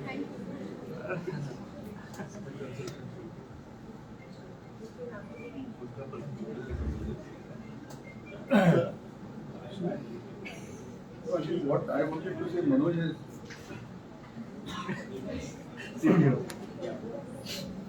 organon. बहुत complexity है हमने सब complex कर रखा है, अभी simplify करो Because this means this aspect of prescribing and management is new for me, because I don't have any hands-on experience in this field or never managed this type of cases. But I think what cases were presented in that the approach which was demonstrated of totality and the actions were very far away.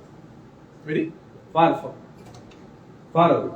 Since you demonstrated the repertorial totality, but the prescriptions were far away from that. Is how the clinician travels from a repertorial totality to the material medica and construct the totality. The process of abstraction which the consultant has undergone, that processes which you travel, and means lot of clinical now when you are asked the question of how do you differentiate calcarea silicate and pulsatilla, in that you took the help of nutrition as the differential point. Now nutrition for a common homeopathy thing, what capsaicin is, it will be difficult for to differentiate calcarea and pulsatilla, because pulsatilla has also similar issues of nutrition, anemia. I think it has been listed in pulsatilla also. So how a homeopath differentiates that means that homeopathic thinking, what I think what Vipin has developed, how to understand materia medica and conceptual philosophy. No, in none of the cases they have shown you ET. मतलब वहाँ है ना, एक case में आया ना, ET आया है, But whenever mother child and dad before ET, yeah. the differential thinking is less understood. No, I think Because repertorization is only a medium of matching the totality with materia medica. And what he is pointing out is repertorization will not be all. There is much beyond repertorization which the physician sees and uses in the differences. So that is the, these cases will require more deeper study to really understand the thought process and the way totality is perceived. See, because in this type of cases, symptoms are very few. How you understand symptomatology, how you understand susceptibility, and how you understand the miasmatic expressions, which are very subtle in this type of cases. And from that aspect, our remedies have not been evaluated. And that will reflect in the posology also. I think what point Manoj has already made was a capsaicin also made. You are prescribing with a heavy miasmatic load in the mother with the mental state, a centesimal scale. And in the child, you don't have any a subjective symptom, but you are prescribing on the objective data of the changes in the tissues, and there you are prescribing the millisimal scale of the same remedy. And in most of the cases, you have demonstrated only single dose has been given and the changes have occurred. This is, I don't know, you might have selected cases which you have successfully treated, but in many cases when we manage lot of chronic cases, we see lot of zigzag processes which we undergo. Lot of different remedy reactions are there. So I don't know, or where change of prescription is needed, change of or the repetition of remedies is needed. Okay, that is well. I will just put it in the perspective. Now in the hospital, now whatever work we are doing, come into the charitable work. We are reaching out from neonates to senior citizens. One is the study of growth and susceptibility in growth and development. Another is the study of susceptibility when the system is on the decline.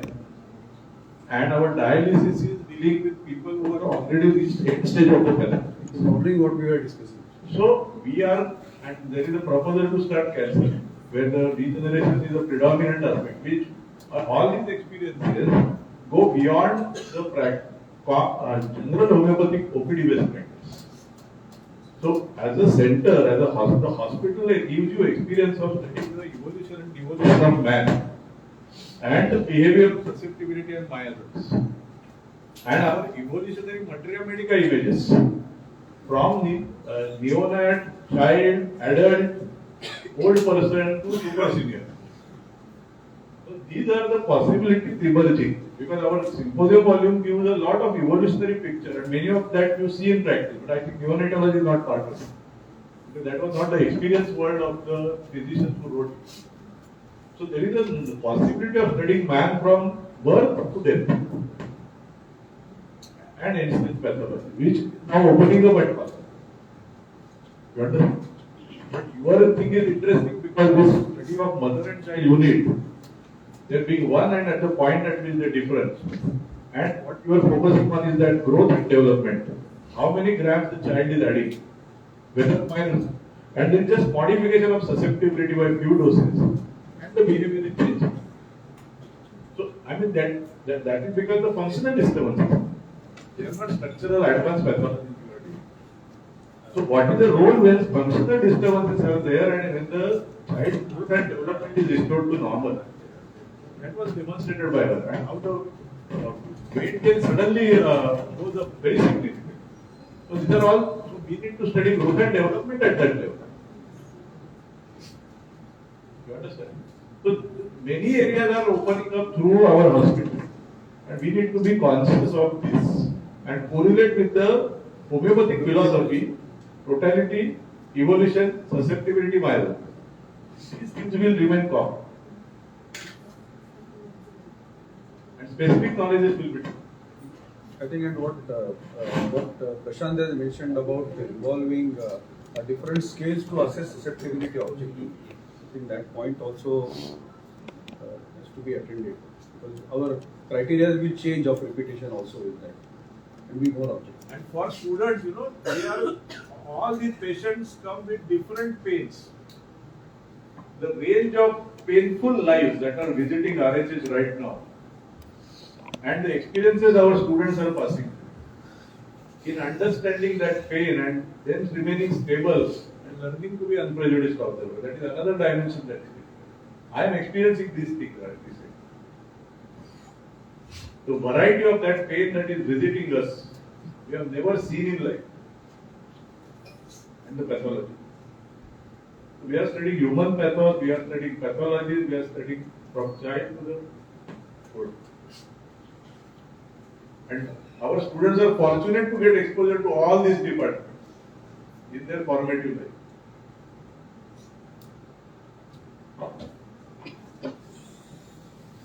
Now we can allow Vipin to speak. Yeah, Vipin to make this one mostly decision making कैसे होता है जरा बात करना.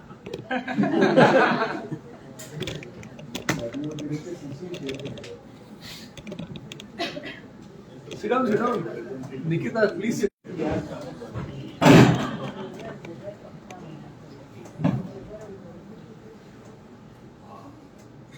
One very important disclosure that I have never worked in NICU.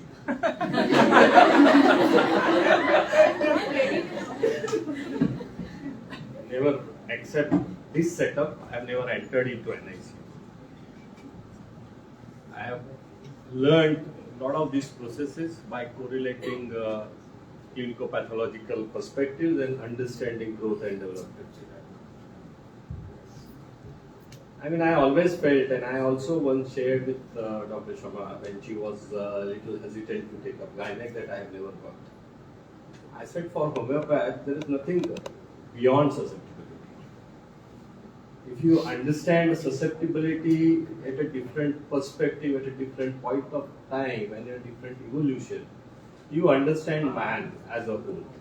And once you understand man as a whole and the clinico-pathological correlations, you can definitely prescribe and manage the patient. So if you grasp the conceptual framework which ET offers, I mean, it's not difficult to enter anywhere and do anything.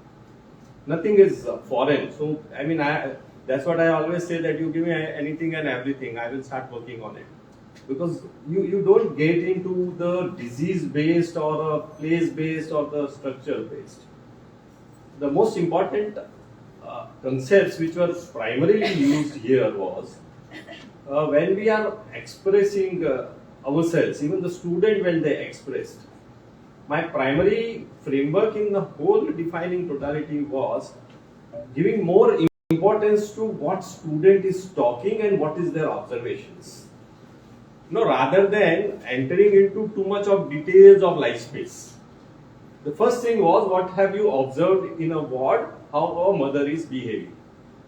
Because there is no other stressful place for a mother being outside an ICU and waiting for her part which she has delivered to come back to her.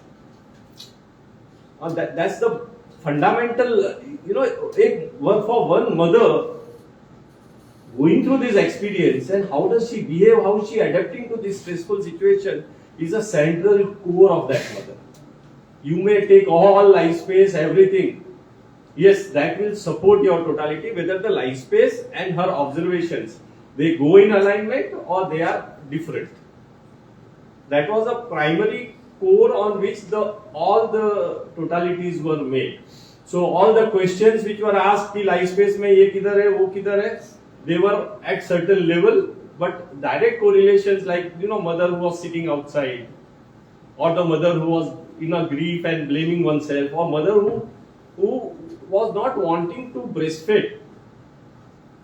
And then the EET was studied, whether the Rustox was a phase or the mother was in an evolution, and the full-blown picture of Rustox has come in a ward. So EET was the fundamental thing on which the mother, and then what happens to the child. When child comes out, there is a susceptibility for child also to be in distress. You are not being prepared to face this world, and you have been made independent.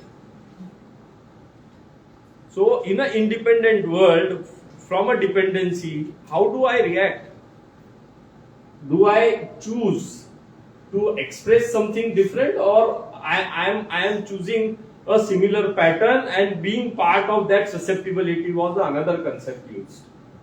Because I always believe that once you put somebody under distress and the survival is an issue, or your core emotions are being touched, those observations are the best observations and they form a core totality. If your case does, or if your remedy does not cover it, take it from me, it will not act.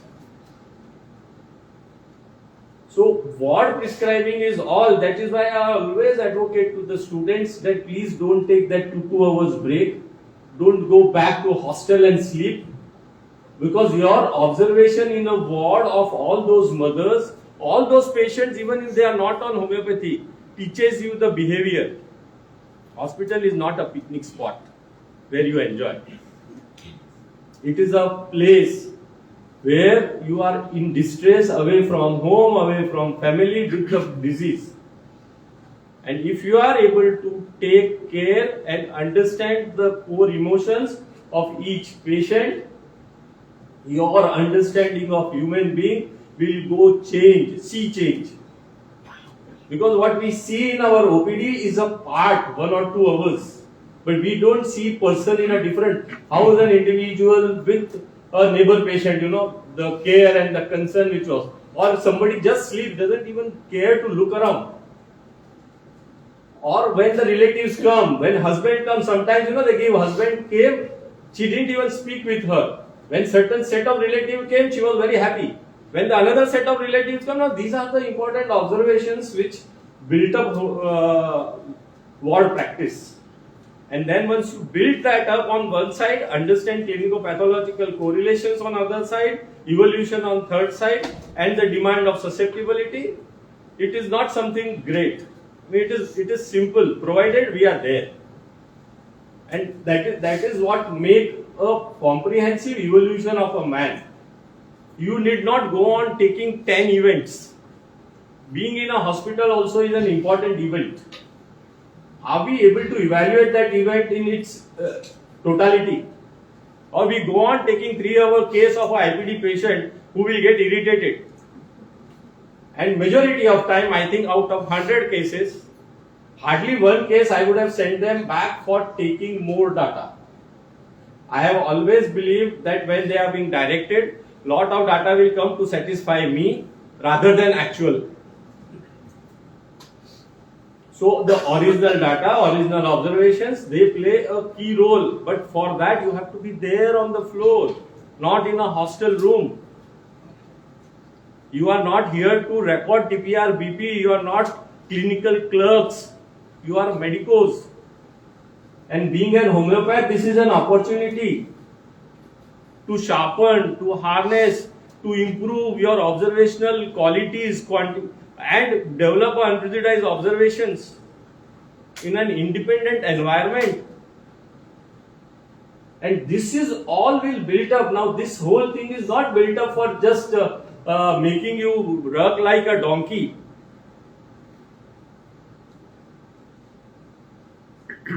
Then you don't wonder कहाँ से remedy आया और क्या दिया और क्या हुआ, वो नहीं आने वाला है. And I am really grateful to all my medical officers who have given me opportunity to learn. I am still learning. And I tell you, majority of prescriptions when we make in our OPD, we definitely refer books. We take out materia medica, we take out books, we refer, we try and correlate. So it's not something comes from air. And I can challenge and I can tell you, all of you can do it. Provided one is there when the time demands and circumstances available. Now, interesting study, why so many cases of sepia and calcarea in a IUGR or things. What is it in sepia mind which allows this process to be delayed, to stagnate, being in conflict, whether to deliver or not deliver, and then create? Similarly, calcareas, the slowness, the insecurity, fears of study, that which type of cases, Prashant, who come with IGR, low birth weight, whether there are the constitutional types, whether those mothers, those people may have observed bad obstetric history as one of the indication of sepia. Now we can study the mental state of sepia, which will, if not dealt with, will give into this. So if you have sepia and if you deal with this conflict, give a constitutional remedy, probably you will avoid or prevent next admission to NICU. Now these are the level of studies, if we are able to do it, we can do a good to all future mothers. So this is an opportunity. You need to study, you need to be there. Then only you will develop. You can't sleep in your room. Come here as a consultant and go away with the feel, oh, homeopathy can do something, but I cannot do. So there is no secret. Right, Nikita? Yes. It's just a simple, basic work. Be there, take an experience, understand the analysis, develop a logic, things will happen. Okay? So thank you.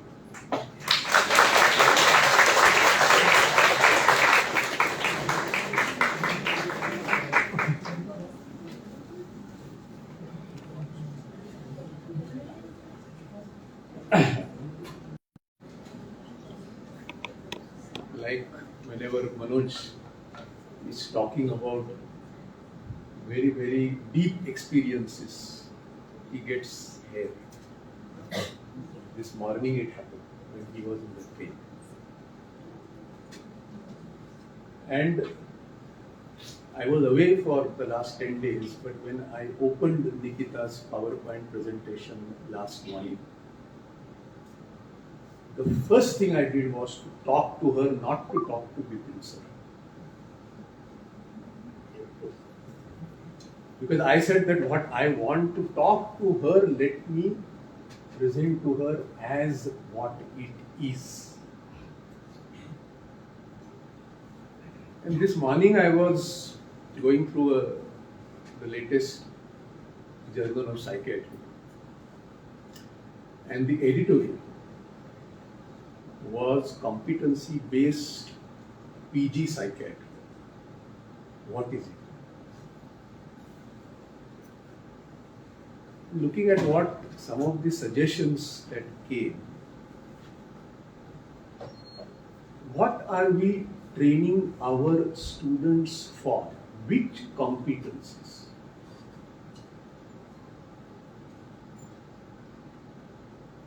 And the competencies will be decided by the field. So if you have an Anukampa, your competencies required are different. If you have an NICU, the competencies required are different. So at what level and at what depth should the competencies be defined in homeopathy?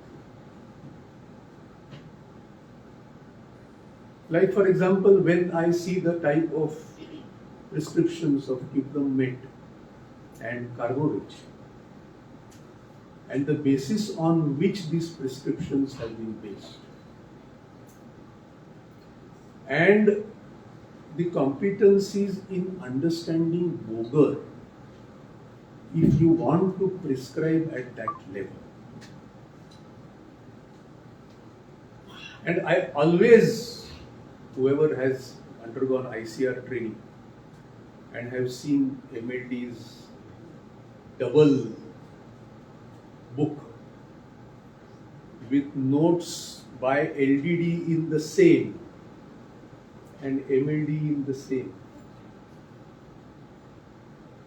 So you will realize successive generations who have encountered different clinical states have battled with the text and tried to glean their experience at a particular level.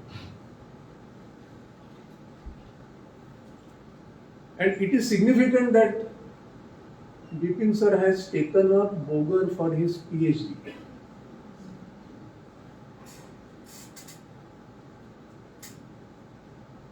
And it is also significant that LDD did his clinical tutorship in pathology. It is also significant that MLD sir was a worshipper not of Frank Boardman. At that time, the pathology of Frank Boardman was the most popular. But he said that he gives literature. What gives pathology is Sodman and Sodman. That book is no longer available. That book is a book on pathologic physiology. So you will see that the train of thought that has gone through the entire ICR or HPGA from the time LDD started it has been consistently integration of clinical, pathological and homeopathic principles. And recently, while we were struggling with reformulating the BHMS syllabus, and all of you are now past it, maybe the younger, newer entrants who will enter into homeopathic courses in our country hopefully will be exposed to a more holistic syllabus, which is firmly founded on these principles of integration of homeopathic philosophy with clinical thinking.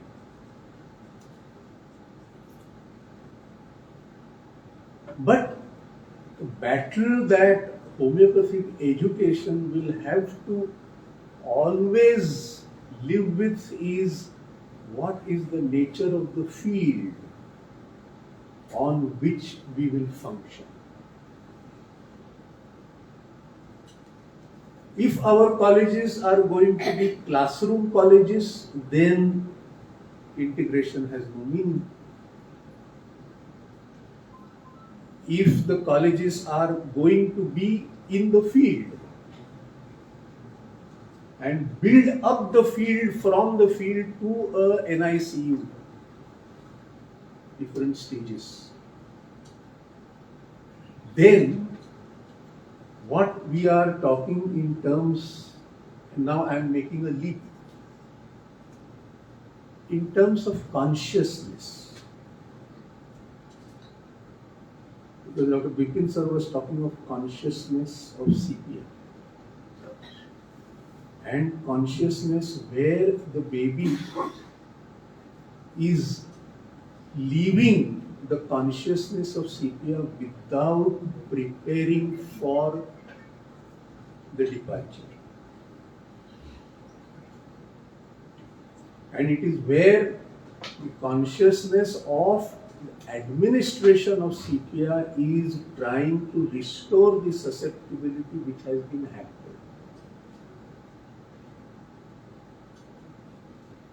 So if we want to explore consciousness of homeopathy, and consciousness of homeopathy cannot be in the classrooms, cannot be in the OPD, it has to start from the community and it has to go into places where we are unable to reach the depths of it. That is what Nikita has pointed out today. Where we had never imagined homeopathy can reach. It is possible that with dedication, with commitment, and what Kapse sir said, most important, with the contribution of the community. Because if the community had not contributed to whatever we have done, we would not have learned what homeopathy can do. And if some of you who are really eager, if you want to read MLD's best paper in the Action Learning Conference, it is on how a university of health sciences can be built up, not by individuals, but by the community working with professionals, with administrators, with different level of people, so that it is possible for the whole, I would call it the consciousness of the community to rise.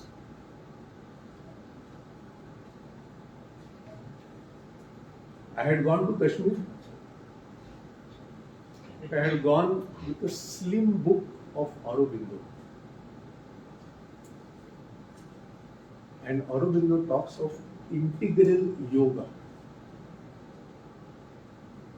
And I think, Nikita, what I experienced today was that integral yoga, where all your capacities, your thinking, your feeling, your action, and what we do not talk about normally in medical circles, spirituality. Unless all four of these come together, what you saw today will not. So Nikita, thanks for all that you have shown us, and I hope that some of us will learn from this experience and will know.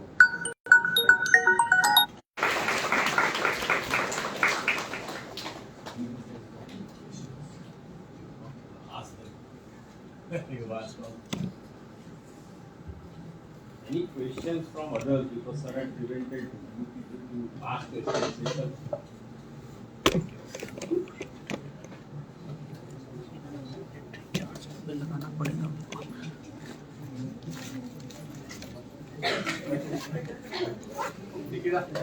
Questions if people have, otherwise you can close it.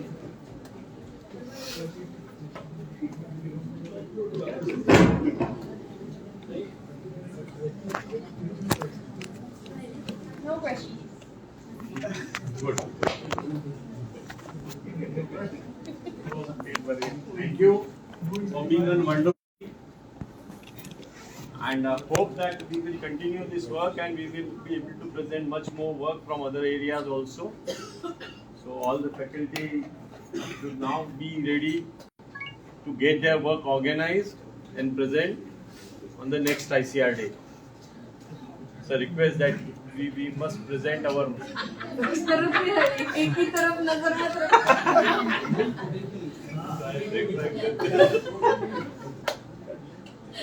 Thank you all. Thanks. Thank you.